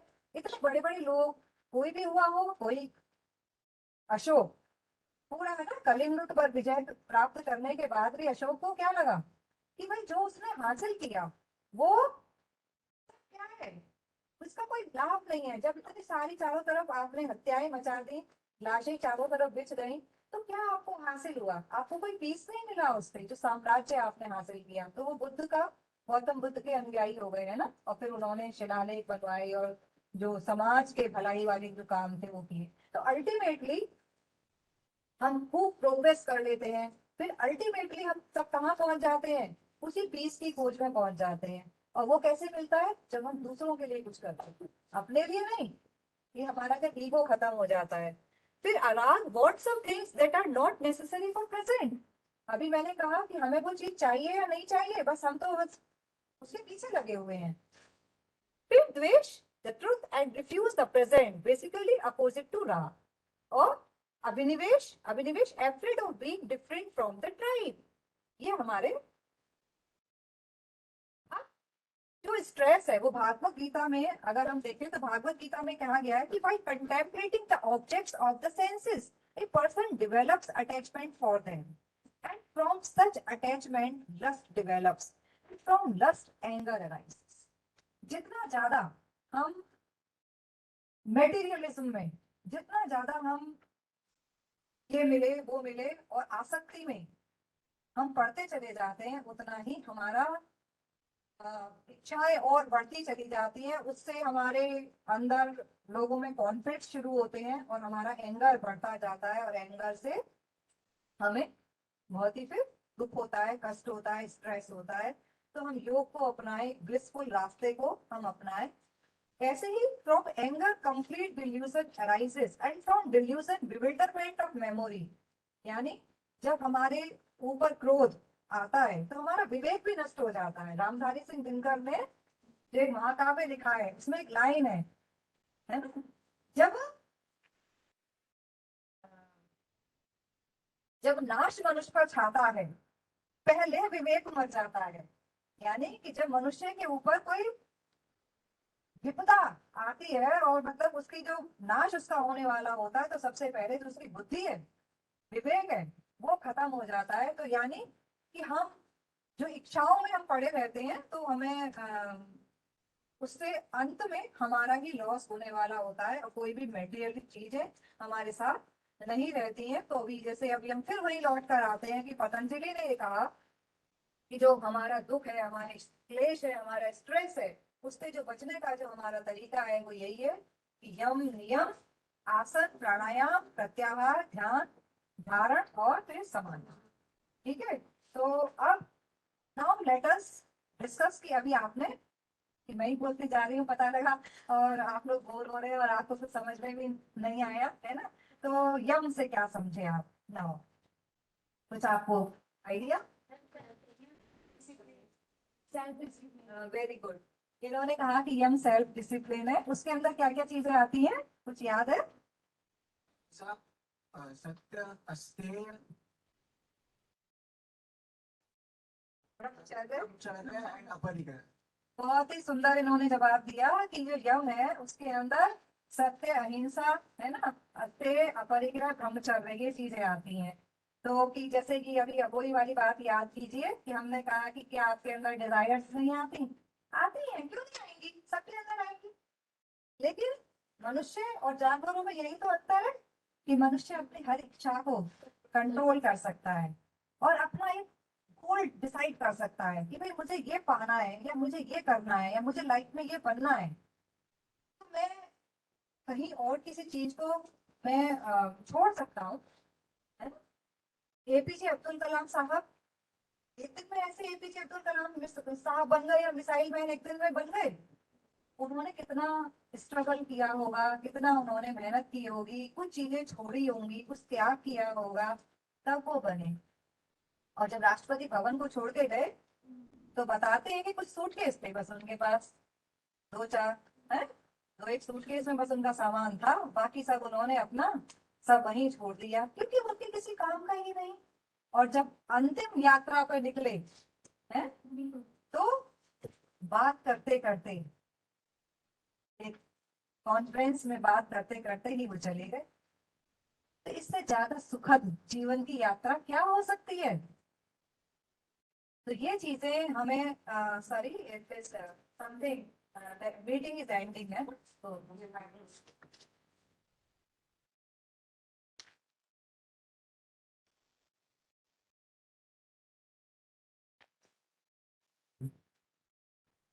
तो अभी मैंने अभी यही कहा कि अभी यम इन्होंने बताया। और नियम से क्या समझते हैं? नियम क्या है? Follow the systematic schedule. बिल्कुल इन्होंने कहा शौच का नियम, स्वाध्याय का नियम, है ना। शौच का मतलब इंटरनल एंड एक्सटर्नल प्योरिटी। तो इंटरनल प्योरिटी जैसे कि एक समय पर उठना, पानी पीना, शौच के लिए टॉयलेट जाना, फिर ब्रश करना, समय पर नहाना। और नियम जैसे कि आपने कहा कि पूजा करनी है तो उसका भी एक नियम बनाना कि भाई हम एक मंत्री पढ़े या क्या करेंगे।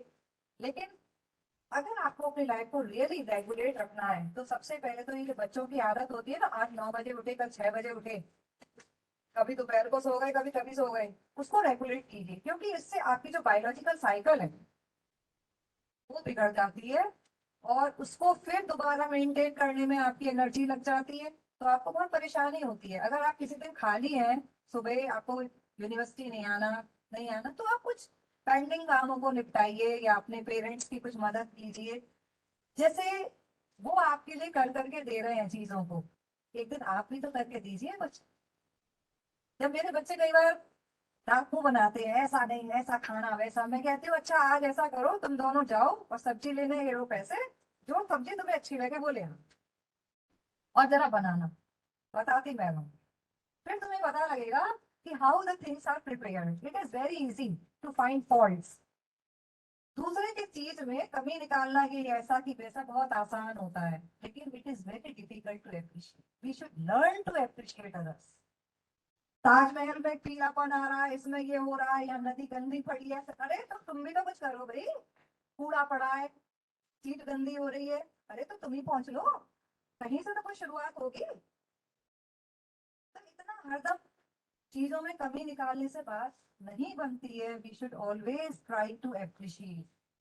कहीं हम जाएं, मैं कभी जाती हूँ किसी विलेज वगैरह में और छोटे छोटे बच्चों के घर में कुछ एफर्ट्स देखती हूँ तो मुझे इतनी खुशी होती है कि देखो इन्हें कोई सिखाने वाला नहीं है, इन बच्चों को इन्होंने जो कुछ सीखा है ये अपने आप। कल मैं एक फोटो खींच के लाई थी, मुझे बड़ी अच्छी लगी हुई, मेडिकल कैंप में मेरी ड्यूटी थी, हालांकि कहना नहीं चाहिए, मुझे वो उतना वहां पे लगता नहीं है कि जो उसका ऑब्जेक्टिव है वो पूरा हो रहा है, लेकिन फिर भी जब मेरी ड्यूटी थी तो मैं गई, जाती हूँ। वहां पर मेरा ड्राइंग एंड क्ले का कॉर्नर पे मेरी ड्यूटी थी, तो एक बच्ची 4 साल की, मैडम जी हमें कागज दे दो, हम ये बनाएंगे। हमने कहा अच्छा ठीक है, मैंने कागज दे दिया, मैंने कहा क्या बनाओगे? मेहंदी बनाऊंगी, मेहंदी। मैंने कहा अच्छा। And she drew a very good design, 4 year girl, है ना। मेहंदी का जो उसने डिजाइन बनाया वो मेरे फोन में है और उस बच्ची की फोटो भी है। मतलब ये मेरे को ऐसा लगा कि ये 4 साल का बच्चा जिसको कि कोई गाइडेंस नहीं है, उसने इतना अच्छा डिजाइन बनाया है। कॉन्फ्रेंस के बाद आप लोग देखिएगा, वो फोटो मैं आपको दिखाऊंगी। यानी कि उस बच्चे के अंदर कितना बड़ा कलाकार छिपा हुआ है, कितनी बड़ी संभावनाएं छिपी हुई हैं। Now there is need of some teacher. अब उसको निखारने के लिए किसी टीचर की जरूरत है जो कि उसकी उस कला को निखार सके, तो one day she can become a wonderful artist. तो ये कहते हैं ना, पहचानना, चीजों को अप्रिशिएट करना, ये हमें आना चाहिए। तो ये हमने यम और नियम के अंदर पढ़ा। आसन क्या है? तरह तरह के पॉस्चर्स हैं, फिजिकल पॉस्चर्स हैं। आसन कई तरह के होते हैं, खड़े होने वाले आसन, बैठ कर करने वाले आसन, पेट के बल करने वाले आसन, पीठ के बल करने वाले आसन, गतिशील अवस्था के आसन। हालांकि आसन की जो परिभाषा है वो यही है, स्थिर सुखम आसन। यानी कि जिस स्थिर अवस्था में हमें सुख मिलता है वो आसन है। लेकिन आप इन्हें गतिशील वाले आसन क्या बोलते हैं?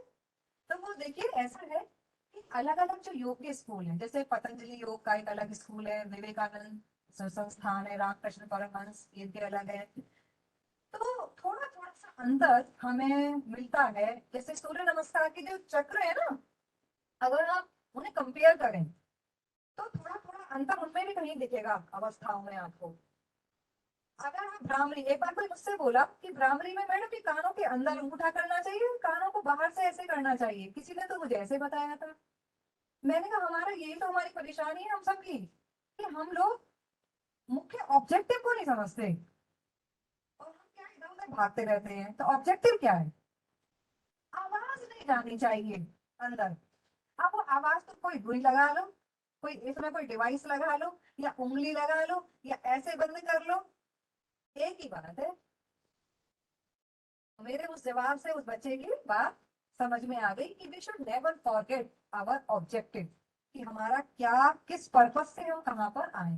तो ये तरह तरह के आसन है, प्राणायाम मैंने आपको बताया कि जैसे शरीर के लिए, फिटनेस के लिए एक वजन हमारा होता है ना, कैसे एक अंदाजा लगाएं कि हमारा वजन संतुलित है या असंतुलित है। एक मोटा सा अंदाजा ये है कि जैसे मान लीजिए मेरी हाइट है 153 सेंटीमीटर फॉर एग्जाम्पल, तो जो मेरा वेट है वो अराउंड 53 केजी ही होना चाहिए, 100 उसमें से हटा। अगर किसी की 175 सेंटीमीटर हाइट है, बॉडी मास इंडेक्स भी उसमें काउंट करता है, लेकिन रफ आइडिया, तो जिसकी 175 सेंटीमीटर है तो 75 सेंटीमीटर से 75 केजी से उसका वेट ज्यादा नहीं होना चाहिए। अगर ज्यादा है तो वो कंट्रोल करे, क्योंकि ज्यादा जो वेट है उससे हमारा फिर डायबिटीज, ब्लड प्रेशर, तरह तरह की हमारी डिजीजेस शुरू हो जाएगी, फिर काम नहीं कर पाएंगे तो ऑफिस में डांट पड़ेगी, बच्चों को टीचर की डांट पड़ेगी, टीचर को डीन की डांट पड़ेगी, और डीन को डायरेक्टर की पड़ेगी, तो फिर तो ऐसे ही होता रहेगा, है ना। तो इसीलिए हमें अपने को फिट रखना है। और प्राणायाम के बाद हमने कहा प्रत्याहार, अपने ध्यान को चारों तरफ से हटा लीजिए, धारण करना, एक जगह कॉन्सेंट्रेट, ध्यान करें। और वो हमारी मेडिटेशन है। मेडिटेशन का मतलब क्या है कि थॉट हमारे दिमाग में वो नहीं आने चाहिए, वी शुड बी लेस, दिमाग को शांत। स्थिर करना बड़ा भारी काम है, मुझे तो बहुत ही दिक्कत होती है, लेकिन मैं आई ट्राई टू डू, करती हूँ। तो आप लोग भी इसको कोशिश कीजिए। आगे बढ़ते हैं। It's not working, sir. तो आप देखिए, तो मैं कुछ योगा पोस्चर्स आपको भी बताऊंगी, दिखाऊंगी।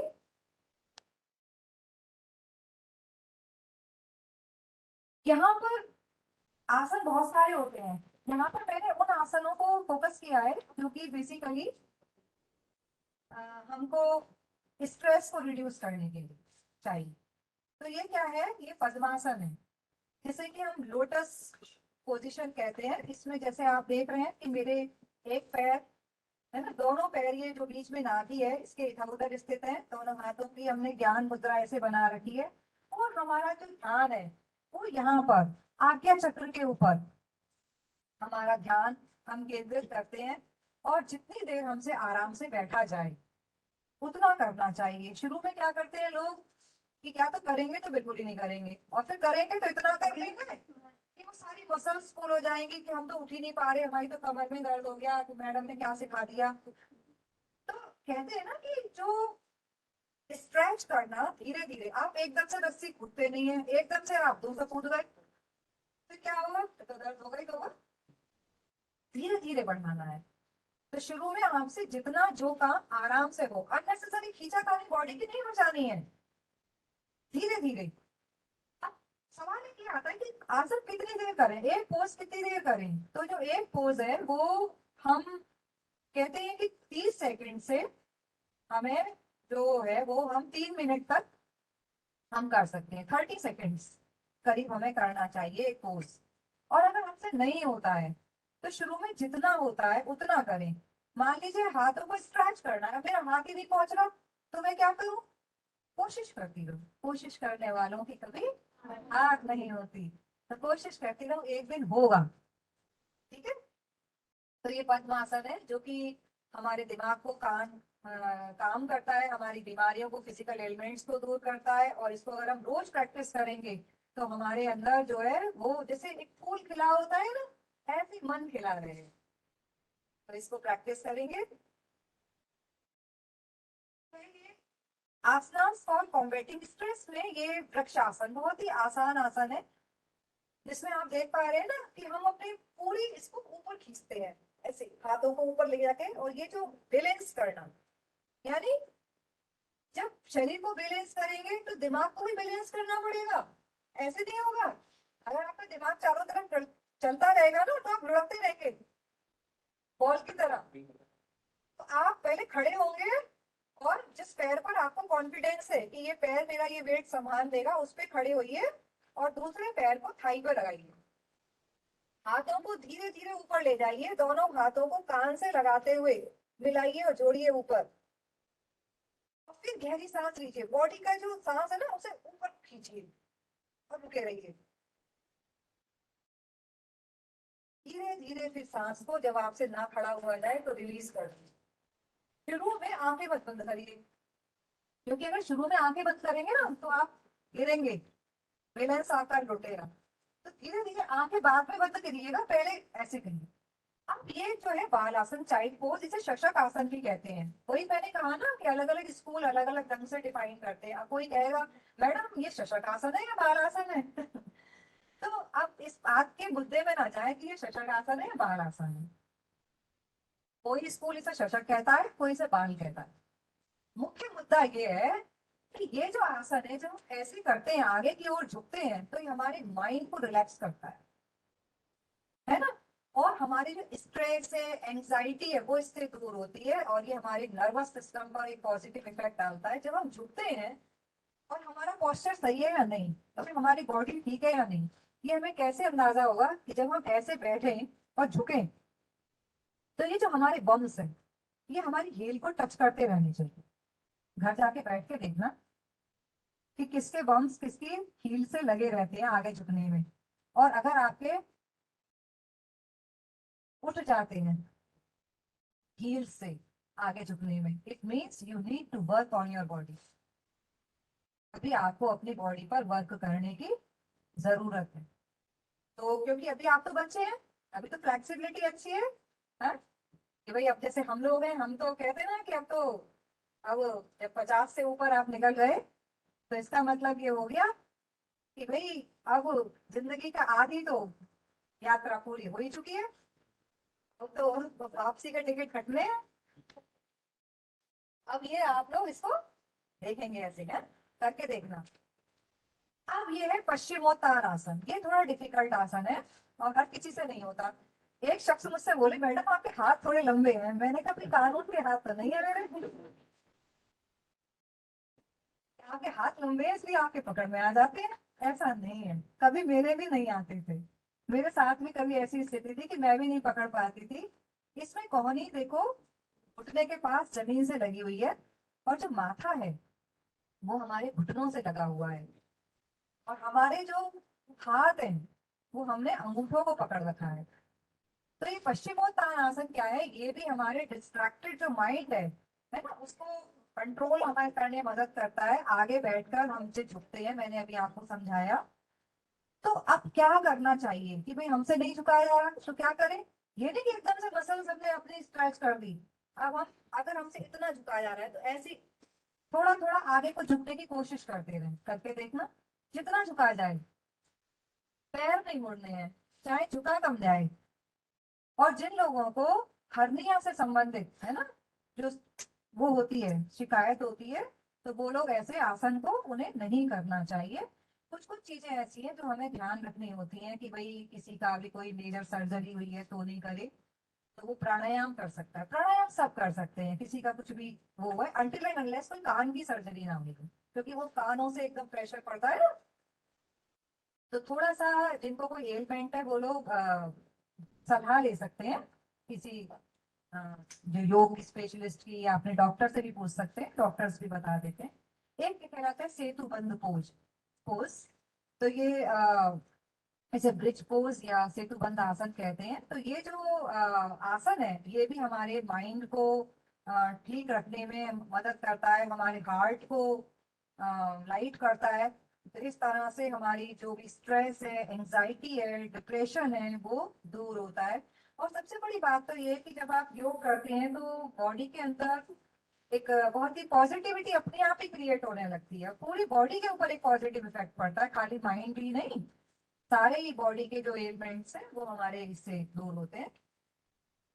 यहाँ पर फिर भी मैंने उन्हीं आसन को फोकस किया है जो कि हमारे स्ट्रेस के लिए है।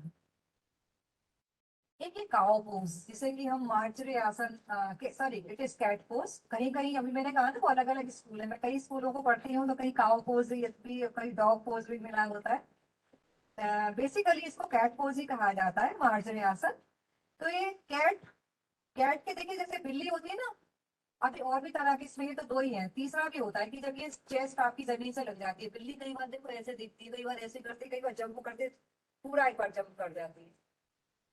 सेम वे कि अब हैवी हम सांस लेते हैं, सांस को जब लेते हैं भरते हैं तो हमारा ये जो बंद कहलाते हैं, ये विशुद्धि चक्र है यहाँ गर्दन में। तो ये जो हमारी चिन्ह है ये हमारे यहाँ पर लग जाती है, ऐसे ये लॉक हो जाता है। जैसे भी ये लॉक हो गया, जब ये चिन्ह यहाँ लगकर ये हिस्सा लॉक हो जाता है, तो जो थायराइड वाली समस्याएं हैं, हर घर में एक ना एक थायराइड का पेशेंट जरूर होता है, और हम तरह तरह के है ना डॉक्टर की दवाइयां खाते रहते हैं। तो अगर हम ऐसे आसन करेंगे जिसमें कि ये चिन्ह हमारी इससे लॉक हो जाए, तो हमारे थायराइड की समस्या दूर हो जाए। उसके लिए ये पोज बहुत अच्छा है, जिसे हम कैट पोज कहते हैं। तो सांस को ऐसे भरते अंदर ऊपर छोड़ देना, ये ऊपर वाला को छोड़ दिया और फिर भरी, बढ़ते हुए फिर अंदर की ओर। तो ये हमारा ये जो स्टमक है, ये अंदर की ओर हम इसको प्रेशर देते हैं, अंदर की ओर जाता है और फिर ये ऊपर को जाता है, और फिर एक बार सीने को बिल्कुल जमीन से हम लगाते हैं। तो इस तरह से ये हमारी जो पूरा ऊपर का जो पोर्शन है ना, उसकी एक्सरसाइज होती रहती है, और ये कैट पोज कहलाता है। अभी ये हम लोगों का इस तरह का लेक्चर है, अगर कोई ये हमारा वर्कशॉप ऐसे होती, तो आप अगर कोई 7 डेज के कैंप में भी, अगर आप 5 डेज का कभी आपको कोई मौका मिलता है, तो आप सीख सकते हैं उसमें, और वो भी आपको बहुत मदद करेगा अगर आप 5 डे भी कोई ढंग से सिखाने वाला होगा तब। ये है जिसको कि हम कहते हैं उत्तान आसन, स्टैंडिंग फॉरवर्ड बेंड। इसमें हमने क्या कर रखा है कि अपनी बॉडी को पहले ऊपर स्ट्रेच, और दोनों हाथों को ऐसे करके फिर हम धीरे धीरे करके आगे को झुकते हैं। अब आप सोचेंगे कि ऐसे कितने झुक जाएंगे, कैसे झुक जाएंगे, लेकिन जब आप धीरे धीरे कोशिश करेंगे ना, करते जाएंगे, तो एक दिन आपको आराम से फिर आप झुक भी पाएंगे। और जितना ज्यादा अपने हेड को, अपने फोर हेड को नी की तरफ आप ले जा सकते हैं, उतना आपको ले जाना चाहिए। तो ये भी आपके, एक्चुअली क्या होता है, ये जो आसन है ना, जब आप करते हैं तो आपको कॉन्सेंट्रेट अपने आप करना पड़ता है, क्योंकि जब तक आप कॉन्सेंट्रेट नहीं करेंगे आपसे होगा ही नहीं वो पोज, फिर तो आप गिरते पड़ते रहेंगे। तो अपने आप ही दिमाग कंट्रोल में रहेगा।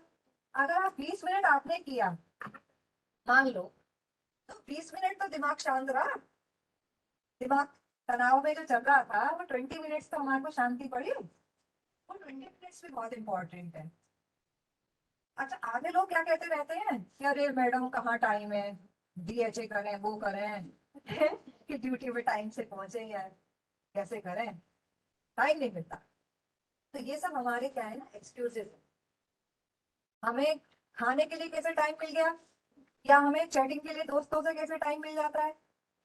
अभी हमें कहीं पार्टी जाना हो तो हमें तुरंत टाइम मिल जाएगा, हम सब भाग जाएंगे। तो ये हमारा सब मेंटल डिस्पोजिशन है, जैसा हम चाहते हैं वही करते हैं।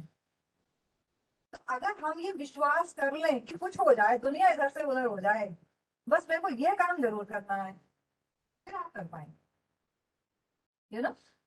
तो आपको मैं बताती हूँ कि इन 2006 में ना स्टार्टेड, तो मैं एक अपने मतलब होम टाउन से अलग एक कमरा लेके रहना शुरू किया था मैंने, नई जगह नया शहर। अब भाई बड़ी टेंशन की कैसे जाऊं अकेले, सुबह ही सुबह 5 बजे, बड़ी दूर को जगह थी, और जिनके घर में रहती थी ये भी टेंशन थी कि भाई वो क्या सोचेंगे कि सुबह ही सुबह ये कहाँ चल देती है अकेले, है कि कहीं कोई उसको कहीं ऐसा ना सोचे कि मतलब मेरे करेक्टर को लेके या किसी और चीज को लेके ऐसा सोचे कि पता नहीं कहाँ चली जाती है भाई, बस वही। तो मैं एक दिन उनसे कहा, वही लैंडलॉर्ड से, भाई साहब कि मैं ऐसा सोच रही थी कि मैं ऐसा कर लूं क्या? तो वो बोले अरे कोई दिक्कत नहीं, आप करिए, जाइए, कोई डर की बात नहीं है, और कोई बात हो तो आप हमें बताना, फिर हम देखेंगे क्या होता है पीछे से। तो now I got the support. उन्होंने 2-3 लोगों ने कह दिया कि अरे मैडम हमें आप बिल्कुल बेफिक्र कहीं घूमिए, बस हमें बता देना आगे कोई बात होती है तो अच्छा भाई ठीक है। तो फिर सुबह 5 बजे, सर्दी के दिनों में 5 बजे आप जाना शुरू कर दिया, बड़ा अच्छा लगना शुरू हो गया उस सेंटर पे जाकर। तो जब मन में ये विश्वास कर लिया कि आपको जाना है, और आप कई महीने लगातार आप जाते रहे, है ना, सब चीजें आप सीख गए। और फिर जब ऐसा लगा कि भैया बच्चा है मेरे पास छोटा, मैं नहीं जा सकती, कैसे करूं, फिर I started doing at home. तो आप ऐसे जुड़े रह सकते हैं। ये स्टैंडिंग देखिए, इसमें ये हाथ है, ये क्या है 180 डिग्री, ये हमारा ऐसे सीधा कैसे हो जाए। तो हम ऐसे करें, करते करते करते हम सामने एक मिरर लगा लेते हैं, और मिरर को देख के हम झुकते चले जाते हैं, फिर देखते हैं कि सीधा हो रहा है कि नहीं हो रहा है। अगर नहीं हो रहा होता है तो धीरे धीरे हम, पैर नहीं मुड़ने चाहिए, आप झुकिए चाहे कम। आप जब बैंड होने की कोशिश करते हैं, जिधर की आप बैंड होते हैं, लेफ्ट बैंड होते हैं तो लेफ्ट वाला जो लेग है वो देखिए उधर को हो रहा है, एक पैर आगे एक ऐसे मुड़ा हुआ है साइड में। तो जिधर की तरफ आपको बैंड होना है ना, वही वाला आप पैर उधर के रख के तब आप बैंड हुई। अब इधर मुड़ना है, इस वाले को इधर कर दीजिए और फिर बैंड करिए, ऐसे करिए और हाथों को ऊपर करके सांस को थोड़ी देर थामिए और फिर होल्ड करिए, फिर रिलीज कर दीजिए। तो इस तरह से ये आपको कॉन्सेंट्रेट करने में ये मदद करते हैं। मैंने बहुत ही थोड़े से आसन जो आसान से मुझे लगते हैं उनको लेके आई हूँ। ये विपरीत करनी बड़ा आसान है। विपरीत करनी में लेट जाओ, हाथों को फैलाओ और सीधा पैरों को ऊपर 90 डिग्री पे ले जाके पैरों को स्ट्रेच करो, है ना। और फिर हाथों को भी उठा के स्ट्रेच करो, दोनों को। और फिर पहले हाथों को नीचे लाओ और बाद में पैरों को नीचे लाओ। तो ये जो विपरीत करनी है, ये भी हमारे को ब्लड सर्कुलेशन में, जो हमारा ब्लड है वो एकदम हार्ट की ओर आता है। जब हमारे पैर ऊपर को जाते हैं ना, एक सर्वांग आसन होता है जिसमें कि जब उठते हैं पूरा ऊपर ऐसे उठते चले जाते हैं, वो सारा का सारा प्रेशर हमारे यहाँ इधर की तरफ आता है। तो जो हमारे ब्लड है सर्कुलेशन, वो हार्ट की तरफ उसका फ्लो बढ़ने से और ब्रेन की तरफ बढ़ने से हमारा, हम हैप्पी फील करते हैं और हमें अच्छा लगता है। देन ये मैंने कहा सर्वांग आसन। इस सर्वांग आसन में ये जो सारा का सारा प्रेशर है ये हमारे शोल्डर्स पर है, बॉडी का। धीरे धीरे हम ले गए, है ना, ऐसे धीरे धीरे करके हमने उठाया और वो ऐसे चलते चले गए। जब तक चले, जब तक कि हमारा पूरा प्रेशर हमारा कंधे के ऊपर नहीं आ गया। और जब कंधे के ऊपर आ जाता है तो फिर हम थोड़ी देर होल्ड करते हैं और फिर धीरे धीरे वापस उसी तरह से हम वापस आते चले जाते हैं। ये क्या है? शवासन। सब सोचते हैं शवासन बड़ा आसान है, लेकिन it is the most difficult. बहुत मुश्किल काम है ये, हॉर्स बनना, शव बनना। क्यों? क्योंकि जो मुर्दा होता है उसे तो किसी भी चीज का भान नहीं है, चारों तरफ से उसको तो शांति चाहिए, उसको तो कुछ पता ही नहीं है। सेम वे जब आपको ऐसा हो रहा है कि आपको कुछ पता ही नहीं है मेरे क्या हो रहा है चारों ओर, अब इस स्टेट को लाना बड़ा मुश्किल काम है। बॉडी को बिल्कुल रिलैक्स कर देना और पूरे अंदर देखना, इंटरनल, जैसे इंटरनल जर्नी, इन्होंने कहा ना इंटरनल जर्नी है, तो इंटरनल देखना अंदर, कि जो मेरे अंदर ये देखना है कि जो ब्लड है अच्छा ऐसा चल रहा है, अच्छा ये कौन सी एक बोन है, इसकी डिजाइन ऐसी है। अपने बॉडी के अंदर की पूरी ये कितना, बॉडी के अंदर देखना है और कहीं नहीं देखना है। इनवर्ड जर्नी, अपने अंदर का सारा, कि अब मेरा जो शरीर है वो शुद्ध हो रहा है, मेरे सब सेल्स एक्टिवेट हो रहे हैं, जो मेरे अंदर की नेगेटिविटी है सब बाहर जा रही है। इन पॉजिटिव थॉट्स के साथ हम आगे की ओर बढ़ते रहे। अब आता है, हमने कहा कि ये प्राणायाम, जैसे मैंने अनुलोम विलोम अभी मैंने कहा था, इनहेल लेफ्ट अभी हमने की थी ना ये एक्सरसाइज, बाएं से लो, फिर हमें क्या करना है कि एक्सहेल राइट, और फिर हम एक्सहेल लेफ्ट, फिर इस तरह से रिपीट। बीच में इसमें जो स्टेप है जो कुंभक वाला है, पूरक कुंभक नहीं दिया है, यानी कि पहले पूरक मीन्स लेना, कुंभक मीन्स होल्ड करना एंड रेचक मीन्स उसको रिलीज कर देना। ठीक है, तो ये करना। भ्रामरी अभी अभी हम करके चुके हैं, भ्रामरी जो कि स्टूडेंट्स के लिए और टीचर्स के लिए बहुत ही अच्छा है, इज वेरी गुड। तो वो हमें इस तरह से हम कर सकते हैं भ्रामरी को। प्राणायाम बहुत सारे हैं, जैसे मैंने कहा अनुलोम विलोम है, ये है। अभी ऐसे योग निद्रा, योग निद्रा क्या है? योग निद्रा मैंने वही कहा कि सोना नहीं है, वी आर अवेक, कि जब लेटे हैं तो जगे हुए हैं, लेकिन जगे हुए वाली हुई चेतना कैसी है, जिसमें कि हम एक ऐसी यात्रा पर है कि हम प्रकृति की, ब्रह्मांड की, कि हमारे इसमें क्या हो रहा है, इस संसार से अलग। यानी कि जो हमारी और टेंशन्स हैं लाइफ की, उनसे दूर एक ब्लिसफुल लाइफ में क्या है, हमारी बॉडी के अंदर क्या है ना। ये हमारी जो, ये जो स्पिरिट है, ये जब दूसरे यूनियन करने वाले करेगी तो क्या होगा, उन सब चीजों को हमारे को अपने दिमाग में रखना है और अपनी बॉडी को ही अंदर से बाहर देखना है। कहते हैं कि योग जो निद्रा है वो करीब 45 मिनट आप ऐसे ही पड़े रहें, लेकिन मैं कहती हूँ कि स्टूडेंट्स के लिए भी और टीचर्स के लिए भी कि अगर आप डेली लाइफ में आधा घंटे का समय अपने लिए निकाल लें, इट इज एनफ फॉर। और आधा घंटा हर कोई निकाल सकता है अगर वो चाहे।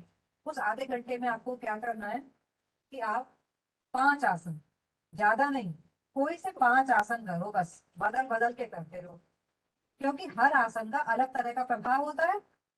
किसी में हमारी ये जो बोन है, बैकबोन, वो हमारी लचीली होती है, किसी में हमारे कंठ पर प्रभाव पड़ता है, किसी में हमारे स्टमक पर पड़ता है। तो अगर हम बदल बदल के करते रहेंगे तो बॉडी के हर ऑर्गन की एक्सरसाइज होती रहेगी। तो इस तरह से ये हमें बदल बदल के ये सब चीजें करनी चाहिए। अब प्राणायाम, प्राणायाम कैसे करें? कि 5 आसन को करने में मैंने कहा एक आसन 30 सेकंड करना चाहिए, बीच में आपने ब्रेक भी दिया, आपने 1 मिनट भी लगाया, चलो तो 5 आसन करने में कितने मिनट लग गए? 5 लग गए। चलो और तुमसे नहीं हुआ, तुमने और 8 लगा लिए। अब प्राणायाम, 2 आसन, जो 2 प्राणायाम है, जैसे मान लीजिए कपालभाति, कपालभाति का लाभ हमें जब मिलेगा जब हम 5 मिनट करेंगे लगातार। तो 5 मिनट आपने कपालभाति में लगा दिए और 5 मिनट में कोई और दो, यानी कि प्राणायाम ज्यादा देर करने की जरूरत है। क्यों क्यों जरूरत है? क्योंकि अब आप बच्चे हैं, तो आपसे कहा खेत में काम करिए आओ, वहां करिए आओ, तो वो तो दौड़ भाग तो फिर भी होती रहती है, इस कमरे से उस कमरे, उधर गए, सीढ़ियां चढ़े उतरे। तो you need more exercise of breaths, सांसों की जो है वो ज्यादा जरूरी है। तो ये थोड़ा सा हमारे